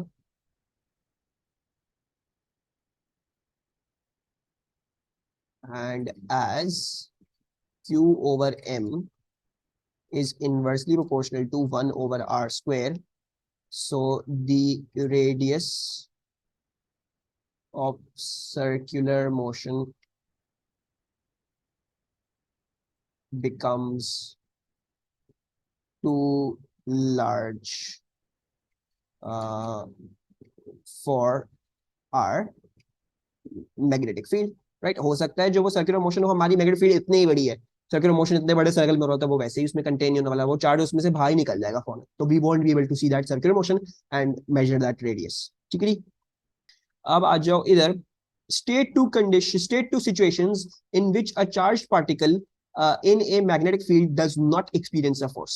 So कौन सी दो ऐसी कंडीशंस हैं जहां पे चार्ज पार्टिकल एक्सपीरियंस नहीं करता फोर्स मैग्नेटिक फील्ड में, तो वो कौन सी दो कंडीशंस होंगी. नॉट परपेंडिकुलर, नॉट पैरेलल नहीं, नॉट परपेंडिकुलर. उन्होंने पूछा है नॉट एक्सपीरियंस फोर्स, ठीक है. सो नॉट परपेंडिकुलर या फिर मूविंग, नॉट परपेंडिकुलर, या let's just a moving not perpendicular बजाय कुछ भी कंपोनेंट नहीं होना चाहिए परपेंडिकुलर से, जैसे moving parallel.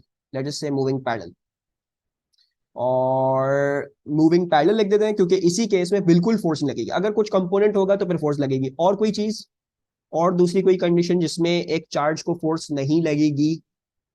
So if it is a stationary charge तो फिर उसको फोर्स नहीं लगेगी.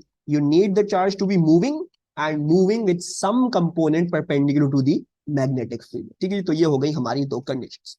अब आ जाओ इधर, ये भी काफी बच्चों ने पूछा. A loosely coiled metal spring is suspended from a fixed point as shown in figure 9.1. ये स्प्रिंग है, स्प्रिंग के नीचे ये मास लगा हुआ है और ये इस तरीके से स्विच और बैटरी इसमें कनेक्टेड है. Electrical connections are made to the ends of the spring by means of a flexible lead. The length of the spring is measured before the switch is closed and then again after the switch is closed. ठीक है जी. अच्छा, तो क्या कर रहे हैं कि obviously लगाया हुआ है, कुछ ना कुछ लेंथ आ रही होगी, फिर क्या करते हैं, ये स्विच को बंद करते हैं, फिर जो लेंथ आती है वो दोबारा से मेजर करते हैं. Now, when the switch is closed, a magnetic field is set up around each coil of the spring. By reference to these magnetic fields, explain why there is a change in length of the spring. State whether the spring extends or contracts. तो हम ये देख लेते हैं. अच्छा, now if I am closing this switch, तो I believe conventional current अगर हम फॉलो करें तो इधर बैटरी की पॉजिटिव से निकलेगा, इधर आएगा, ये करंट गया इधर, पीछे से जाएगा इधर, फिर इधर आया करंट, फिर पीछे जाएगा इधर, फिर करंट इधर आया, पीछे से जाएगा इधर, फिर करंट इधर आएगा, फिर पीछे से जाएगा इधर, right, and then eventually it returns back. Okay, now ये क्या हुआ, अब you can use right hand thumb rule. तो अगर करंट इस डायरेक्शन में है तो इसके अंदर मैग्नेटिक फील्ड कैसे बन रही है, इसके अंदर मैग्नेटिक फील्ड्स बन रही हैं ऐसे, सर्कुलर बन रही होंगी ऐसे, राइट. और सर्कुलर कैसे बन रही है, ये पीछे से आगे आ रही है, यानी there is moving something like this, there is something like this, पीछे से आगे आ रही है. और पीछे वाले लूप के लिए देखोगे तो इसके अंदर करंट जो है वो यूं है, तो इसके अंदर से भी सर्कुलर फील्ड्स होंगी, लेकिन अब इस दफा वो यूं जा रही होंगी, आगे से पीछे जा रही, ठीक है. सो दे आर गोइंग आगे से पीछे. और ये क्या हो रहा है, ये हर वायर के साथ हो रहा है, right. So this is happening to all of the wires. ये सब, ये अगर ये वाला है तो ये वाला भी ऐसी फील्ड्स प्रोड्यूस कर रहा है, ये वाला वैसी फील्ड्स प्रोड्यूस कर रहा है, आगे वाला ऐसी फील्ड्स प्रोड्यूस कर रहा है, पीछे वाला वैसी फील्ड्स प्रोड्यूस कर रहा है, ये सब कर रहे हैं, right. And what happened when you had two parallel current carrying wires, क्या होता, द एक्सपीरियंस ऑफ फोर्स करीब आ जाते थे, राइट. और जब दो, मतलब देखोगे अगर, तो व्हाट डू वी सी, ये वाला जो वायर है, ये वाला, this one, this is parallel to this wire, right. और दोनों में करंट जो है वो सेम डायरेक्शन में, तो क्या होगा, ये दो वायर्स पैरेलल हो गए, कंडक्टिंग वायर्स जिसमें करंट सेम है, तो फिर करीब आ जाएंगे, इनको एक फोर्स लगेगी जो इनको करीब ले आएगी, ठीक है. और सिमिलरली ये पीछे वाले वायर्स बनी, मतलब ये वाला जो वायर है ये पैरेलल है इसके, सो अगेन करंट सेम हो गए इनमें, तो अब ये दोबारा से करीब आ जाएंगे. तो होगा क्या, होगा ये कि all of these wires are going to get closer to each other, right. ये इसको ऊपर की तरफ फोर्स लगेगी, ये दोनों करीब आना चाहिए, करीब आएंगे, सारे कॉइल्स एक दूसरे से करीब हो जाएंगे, राइट. सो द स्प्रिंग को क्या होगा, spring will contract, it will contract. अच्छा, दूसरी बात ये कि थोड़ा सा और हमें, क्योंकि एग्जामिनर को तो ये नहीं बता सकते कि भाई मैग्नेटिक फील्ड प्रोड्यूस हो रही है, सेम करंट में फोर्स लगती है, ये दोनों आ गए, थोड़ा सा और इसको हमें एक्सप्लेन करना पड़ेगा, तो वो भी एक्सप्लेन कर लेते हैं. अच्छा, सो अगर हम एक्सप्लेन करने जाएं बिल्कुल सही मायनों में, बिल्कुल सही तरीके से, सो हो क्या रहा है, हो ये रहा है कि इतनी बात तो आई होप सबको क्लियर हो. अब अगर मैं ये कहूं कि इस पे जो करंट, इस पे जो हो, if I go into the deep down detail of जो हमने डिस्कस किया है कि वो जो मैथमेटिकल फोर्स जो निकलती है उस वाले करंट कैरिंग वाले वायर्स में से, कि वो न्यूटन थर्ड लॉ के अलावा जो प्रूफ था वो निकालना, वो अगर हम उस पर डिस्कस करते हैं तो उस पर बात करते हैं. तो करंट तो यू है यू. अच्छा, now if I talk about कि ये मैग्नेटिक फील्ड बना रहा है, मैग्नेटिक फील्ड इसकी क्या कर रही होगी, इसकी मैग्नेटिक फील्ड यहां से कट कर रही होगी, right. It will be going like this, और नेक्स्ट वाले वायर में से वो कट कर रही होगी, so it's looping around all of this coil, वो इधर से आ रही है, पूरा कट कर रही है इधर तक. अच्छा, जब ये कट करती है तो इसमें से ये कुछ इस तरीके से जा रही है, राइट. पीछे से ऊपर आ रही है और फिर आगे से पीछे की तरफ जाती है, वापस इस तरह से कुछ जा रही है. अच्छा, I am just going to draw it something like this, इस तरह से बना रहा हूँ ताकि हमें थोड़ा सा विजुअलाइज करने में आसानी हो, लाइक दिस, ठीक है. तो ये वायर इस तरह से, ये यूं आ रहा है या यूं आ रहा है, ठीक है. अच्छा, now if we apply Fleming's left hand rule, तो हमें क्या पता चल रहा है, हमें पता चल रहा है हमारा करंट यूं है, इस वाले कॉइल पे लगा रहा हूँ, ठीक है. I am putting it on this current, ठीक है. तो हमें चल रहा है कि हमारा करंट यू है, मैग्नेटिक फील्ड कैसी है, अगर इस पे देख रहे हो तो मैग्नेटिक फील्ड नीचे जा रही है ना, राइट, अंदर जा रही है, पेज के अंदर जा रही है, and then you can see the forces upwards. तो यस, हकीकत में ये होगा कि ये फोर्स इसके ऊपर कैसी अप्लाई होगी, इसके ऊपर फोर्स ऐसी अप्लाई होगी, upwards, right. And then similarly for all the wire, सबके साथ ये होगा, क्योंकि हर वायर की, उसके जो एक वायर है उसकी मैग्नेटिक फील्ड इंटरेक्ट करती है विद द नेक्स्ट वायर, उस पर फोर्स लगती है अपवर्ड्स, तो होगा कि अपवर्ड्स बहुत सारी फोर्स लगती है, कॉइल कॉन्ट्रैक्ट कर जाता है, ठीक है. So let's now formulate our answer, इसको हम कैसे लिखेंगे.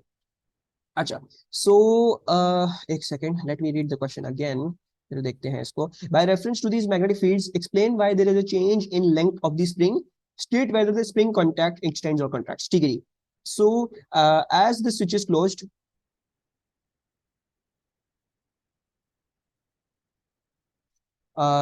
there is a current in each loop, and the current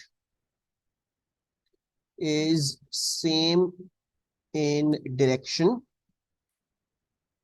for each loop. ठीक है जी।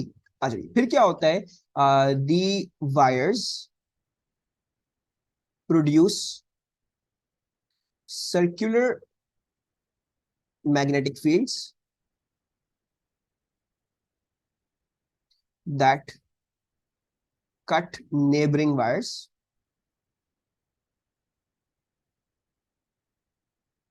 अच्छा, कट करिए नेबरिंग वायर्स को। अच्छा, अब नेबरिंग वायर्स को कट कर रही हैं तो कैसे कट कर रही हैं इसको भी लिखते हैं।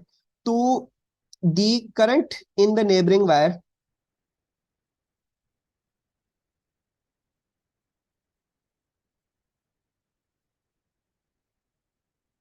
is perpendicular to the magnetic field. हमने अभी निकाला मैग्नेटिक फील्ड कैसी है, मैग्नेटिक फील्ड अंदर जा रही है, करंट यूं जा रहा है, तो दोनों परपेंडिकुलर हो गए, फोर्स भी परपेंडिकुलर आती है, तो हमेशा एक वर्टिकल फैशन में आएगी, राइट। इसके ऊपर ऊपर की तरफ आ रही है, ऊपर वाले के लिए देखोगे तो उसके लिए नीचे आएगी, राइट, न्यूटन थर्ड लॉ। तो जब ये कॉन्ट्रैक्ट कर रहा है तो हर कॉइल जो है वो करीब आने की कोशिश कर रहा है एक दूसरे के साथ। So this is what is happening. So the current in the neighboring wire is perpendicular to the magnetic field, and so a vertical force develops on each wire. ठीक है जी। The spring contracts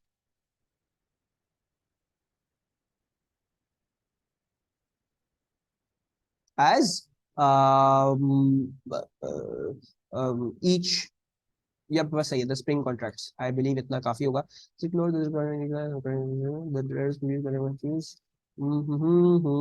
हो गए, the spring contracts as the currents are in the same direction, या फिर as the currents and magnetic fields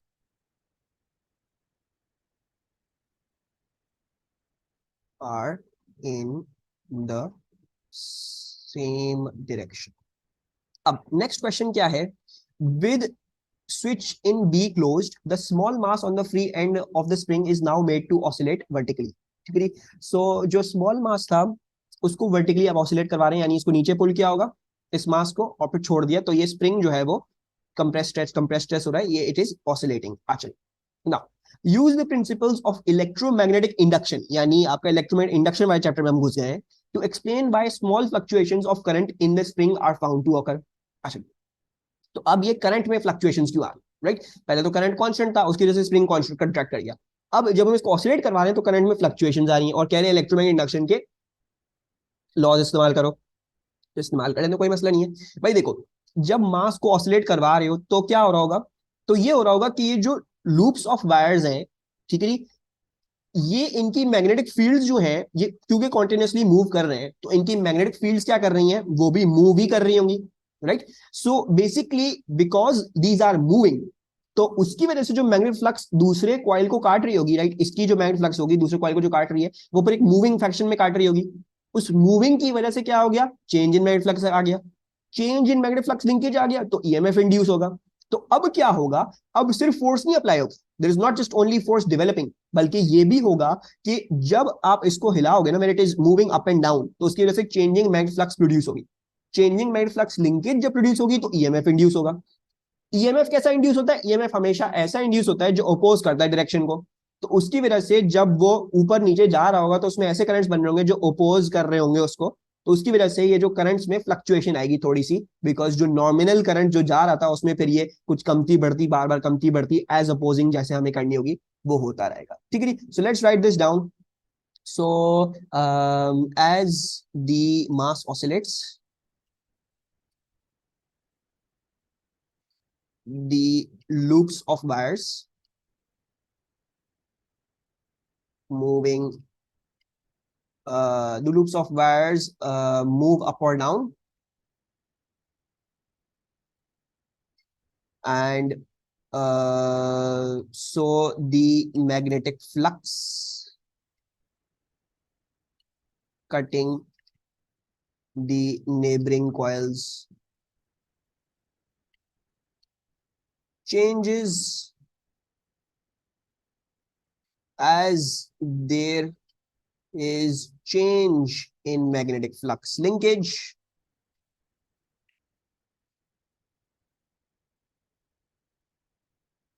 EMF is induced, which creates these fluctuations. Okay. Now, by reference to the heating effect, explain what is meant by the root mean square value of an alternating current. So, they're talking about the root mean square value और उसका heating effect के साथ क्या ताल्लुक होगा, ठीक है। तो बेसिकली जो ये रूट मीन स्क्वायर वैल्यू होती है ना, वो क्या होती है? रूट मीन स्क्वायर वैल्यू वो वैल्यू होती है जो जब किसी चीज में से भेजी जाती है ना, तो वो वही हीटिंग इफेक्ट प्रोड्यूस करेगी जो एक नॉर्मल डायरेक्ट करंट करता है, उसी की नौइयत का। मतलब इस बात का क्या हुआ? इस बात का मतलब ये हुआ कि अगर मैं 2.5 एम्पेयर का डीसी करंट यानी डायरेक्ट करंट भेज रहा था और वो किसी रजिस्टर में से फ्लो करके वो पावर प्रोड्यूस कर रहा है आई स्क्वायर आर की, तो मेरा जो आरएमएस रूट मीन स्क्वायर जो है वो क्या है? वो भी ऐसा ही करंट है। इट इज ऐसा ही current of an alternating current जो जब उसी रजिस्टर में से फ्लो करे तो वो उतनी ही पावर आई स्क्वायर आर, उतनी ही पावर आपको रिलीज करवाए। So let's write this down. The root mean square value of an alternating current is a value that produces the same heating effect through a resistor. क्या लिखा है मैंने अभी तक? The root mean square value of an alternating current is a value that produces the same heating effect through a resistor as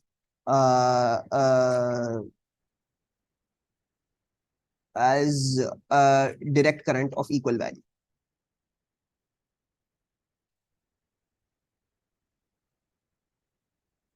ठीक है। तो basically RMS ढूंढने का मकसद ये होता है, ठीक है।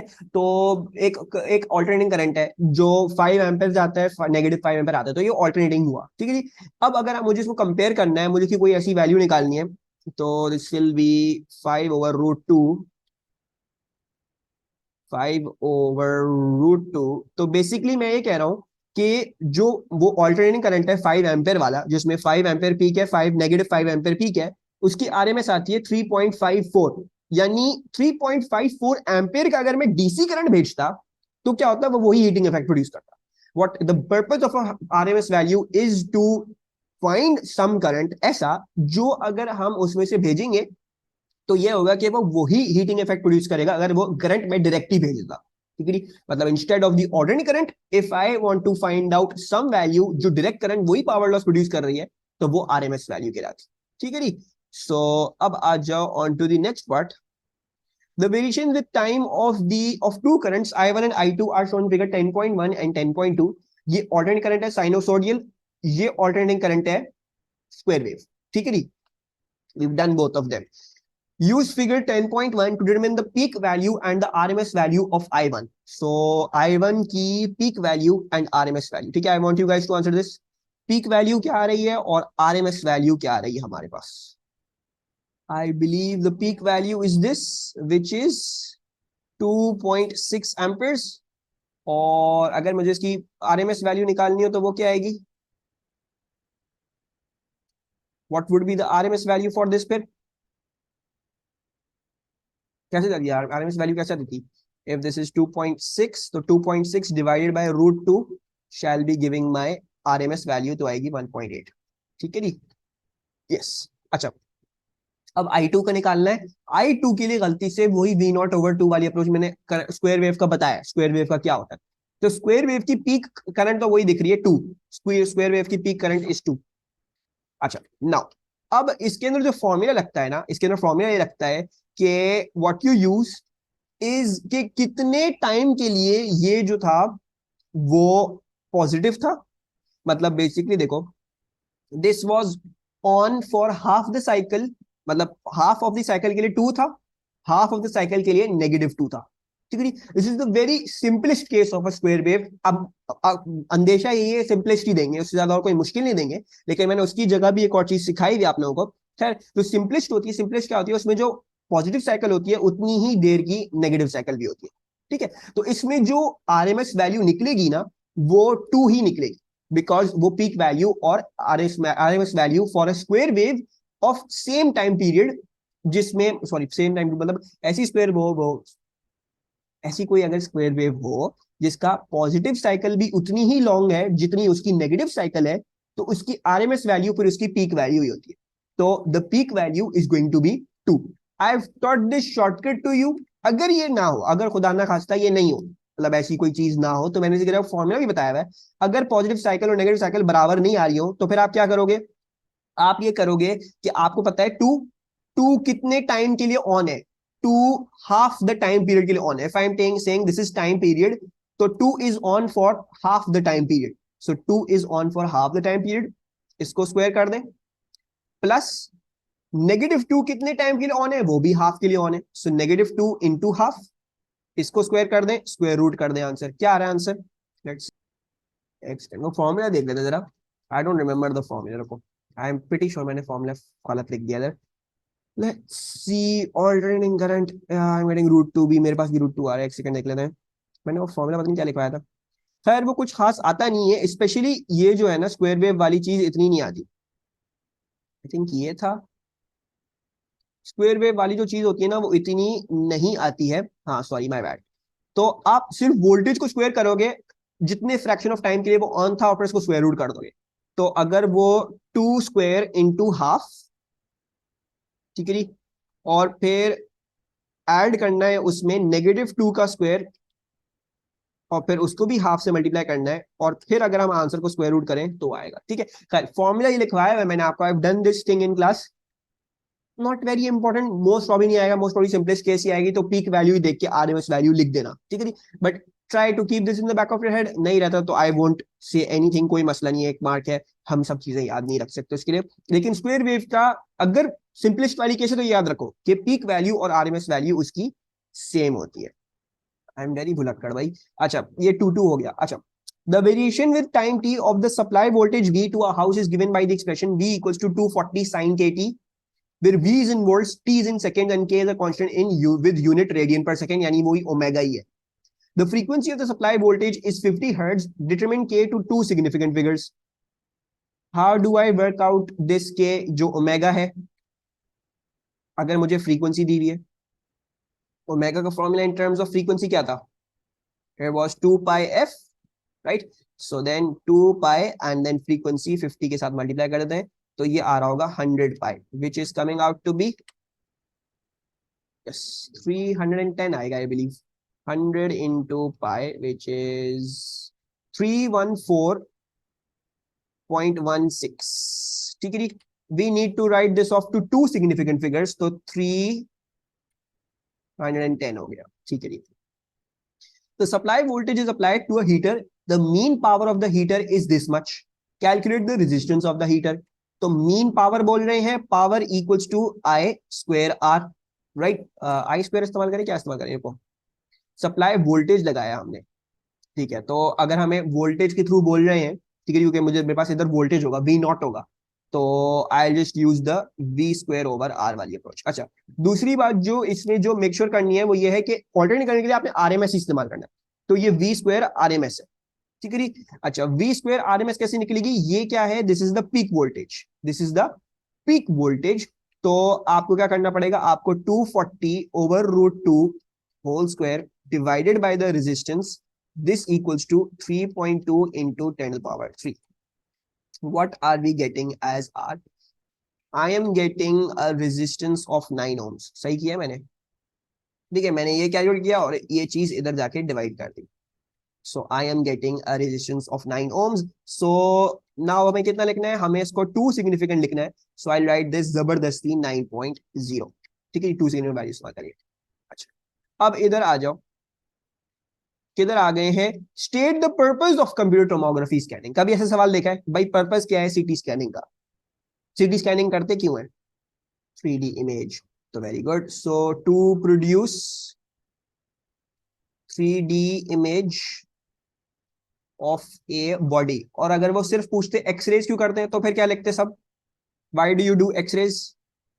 Any idea why we do X-rays? ठीक है, मैं ये नहीं करवा रहा, हम बहुत दफा कर चुके हैं, ये बहुत दफा आता है, ठीक है, I'm not going to do this. अच्छा, state what is meant by a photon. So it is the smallest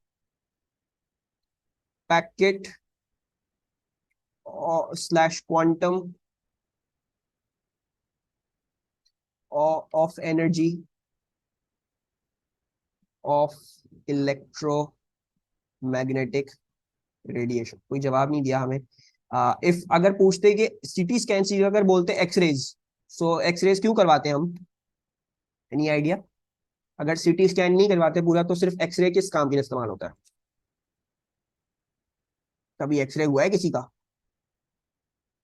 2D image नहीं, 2D image okay, I would say ठीक है 2D इमेज, लेकिन 2D इमेज कोई स्पेसिफिक चीज क्या होता है? कौन सी स्पेसिफिक चीज होती है वो? यस, हड्डी का 2D इमेज बनाने के लिए, ठीक है. अच्छा, stationary nucleus of samarium emits a gamma ray photon of energy this much. Determine for one gamma ray photon its wavelength. Wavelength निकाल लेते हैं. How do I work out the wavelength through this? hc over lambda. Let's do this जल्दी से. E equals to hc upon lambda. Energy हमें बोली हुई 0.57 mega electron volt है, तो 1.6 into 10 power minus 13. H is 6.63 into 10 power minus 34. C3 into 10 power 8 है. मैं क्या कर रहा हूँ, मैं एक ही दफा में लिख रहा हूँ, इसको यहाँ पे डिवाइड भी कर देते हैं. Let's make a line over here and let's say this is lambda. So what is the lambda working out to be? 2.2 into 10 to the power minus 12. अच्छा, ठीक है, 2 सिग्निफिकेंट लिखना सही लिखा. It's momentum. मोमेंटम कैसे निकलता है? इट वाज, मोमेंटम का फॉर्मूला क्या था? h over lambda. Very good. So h over lambda. अच्छा, h over lambda की जगह एक और चीज इस्तेमाल कर सकते हो. वो क्या है कि E equals to hc upon lambda ना, तो वी नो इतना पार्ट क्या है, ये बेसिकली मोमेंटम है. तो E is actually momentum into C. ठीक है, तो क्योंकि हमने ये कैलकुलेट किया है, तो अगर किसी को ये कैलकुलेटेड आंसर अपना आगे इस्तेमाल नहीं करना, वो ये भी कर सकता है. ठीक है, बहरहाल मैं कैलकुलेटेड आंसर ही इस्तेमाल कर रहा हूँ आगे, बस फालतू में कॉम्प्लिकेट करने की जरूरत नहीं है. तो 6.63 into 10 power minus 34 divided by 2.2 into 10 to the power minus 12. What is the momentum working out to be? 3.01 into 10 to the power minus 22. 2 significant लिखना है तो 3.0 into 10 to the power minus 22 लिख के इसको भी फाइनल करते हैं. -22 ही है, ठीक है, -22 ही है. अच्छा, अब आ जाओ इधर. Using your answer to B2, determine the speed of the samarium 157 nucleus after the emission of the photon. तो क्या किया उन्होंने ये किया कि समैरियम न्यूक्लियस था, स्टेशनरी था वो पहले. It emits a gamma ray photon spontaneously. Stationary था, उसमें गामा फोटोन निकल के चला गया, राइट. अब ये हुआ, आपने उसकी वेवलेंथ निकाल ली, आपने उसका मोमेंटम निकाल लिया. वो आपसे पूछ रहे हैं कि समैरियम न्यूक्लियस की स्पीड निकाल दो आफ्टर फोटोन इमिट हो गया. कोई चीज याद आ रही है? कैसे करेंगे ये? समैरियम की स्पीड कहां से आ गई एकदम से? कुछ याद आ रहा है? Maybe something like when you fire a bullet, maybe something like that. Show last slide. Okay, थोड़ा सा इसको समझना. Maybe when you're firing a cannon या फिर कोई बुलेट फायर होती है, तो मे बी कुछ उससे लिंक है. Just a hint. How can we work out the samarium nucleus की speed after the photon has been emitted? Momentum divided by mass. Very good, Vajiha. Vajiha says we shall be using the principle of conservation of momentum, right? याद है as में cannon जो है वो stationery रखा हुआ था, फायर करता है तो बॉल आगे जाती है, कैनन पीछे आता है. रिकॉइल स्पीड, मोमेंटम कंजर्व होता है हमेशा. इनिशियल मोमेंटम अगर 0 था तो फाइनल मोमेंटम भी 0 होना है. अगर बॉल आगे गई तो कैनन को पीछे आना है, राइट. इसी तरह बुलेट फायर होती है, बुलेट आगे गई तो गन को पीछे आना पड़ेगा मोमेंटम कंजर्व रखने के लिए. ठीक है, so this is something that is going on. So हम क्या करेंगे, हम इस्तेमाल करेंगे principle of conservation of momentum. Initial momentum क्या था? क्योंकि समैरियम न्यूक्लियस स्टेशनरी था, उसमें गामा फोटोन इमिट करता है स्पॉन्टेनियसली, वो होता है बाद में. पहले क्या था? स्टेशनरी था, तो इसका मतलब इनिशियल मोमेंटम 0 था. फाइनल मोमेंटम क्या हो जाएगा? फाइनल मोमेंटम जो है उसमें से एक मोमेंटम तो ये रहा जो फोटोन लेके निकला. फोटोन लेके निकला है कुछ ना कुछ मोमेंटम, अच्छा थोड़ा सा मैं ये जरा बना भी दूं, पहले ये समेरियम का न्यूक्लियस था, फिर क्या हुआ है, ये समेरियम का न्यूक्लियस है और ये एक गामा रे फोटोन है जो आई एम जस्ट सपोजिंग कि ऐसे निकला है, ठीक है जी, और उसका कुछ ना कुछ मोमेंटम था। ऑब्वियसली इस समेरियम न्यूक्लियस को मोमेंटम कंजर्व करना है, तो इसके पास जो मोमेंटम होगा वो पीछे वाले डायरेक्शन में, राइट, यानी इसको कोई ना कोई हमने वेलोसिटी दी होगी in the backward direction. Momentum का सवाल कभी भी कन्वेंशन के बगैर नहीं करते थे, कन्वेंशन जरूर बना लेना। एक्चुअली गामा रे फोटोन का मैं मोमेंटम कह रहा हूँ पॉजिटिव डायरेक्शन में है, सो इसका मोमेंटम मैं पॉजिटिव लूंगा, तो 3.0 इंटू 10⁻⁻22 मैंने पॉजिटिव ले लिया। समेरियम का मैं नेगेटिव में लूंगा, so plus mass of the samarium is 157 mu, तो mass of samarium is 157 into 1.66 into 10⁻⁻27, और वेलोसिटी जो है इसकी ऑपोजिट डायरेक्शन में है, तो मैं लूंगा नेगेटिव वी। खैर बहरहाल मैं वी भी रखूं तो खुद ही आ जाएगा नेगेटिव में, क्योंकि वेरिएबल फाइंड आउट करने की कोशिश कर रहे हैं। अच्छा इसको उधर भेज देते हैं, so -3.0 into 10⁻⁻22 divided by 157 into 1.66 into 10⁻⁻27, this equals to हमारी required speed. What is the required speed working out to be? -1151। तो जैसे मैंने कहा था ऑपोजिट डायरेक्शन में था, खुद ही बता दिया उसने, नेगेटिव ऑपोजिट डायरेक्शन में आ रहा है, सो दिस शैल बी, अब मुझे स्पीड लिखनी है, नेगेटिव नहीं डालूंगा मैं इसको लिखूंगा two significant, so 1.2 into 10⁻3, this is two significant. फिर बोल रहे हैं by reference to your answer in C1 explain qualitatively why the speed of the samarium nucleus may be assumed to be negligible compared with the speed of the photon. तो speed of samarium nucleus ये है, why can I assume कि ये negligible है compared to the speed of the photon quantitatively? So quantitatively क्या लिखेंगे, why is this less than the speed of the photon? photon की speed क्या होती है? Any ideas? Speed of light way greater, yes, so 1.2 into 10⁻3 is very much less than 3 into 10⁻8, which is speed of photon. So this is your complete paper 21, 40 जो भी है ये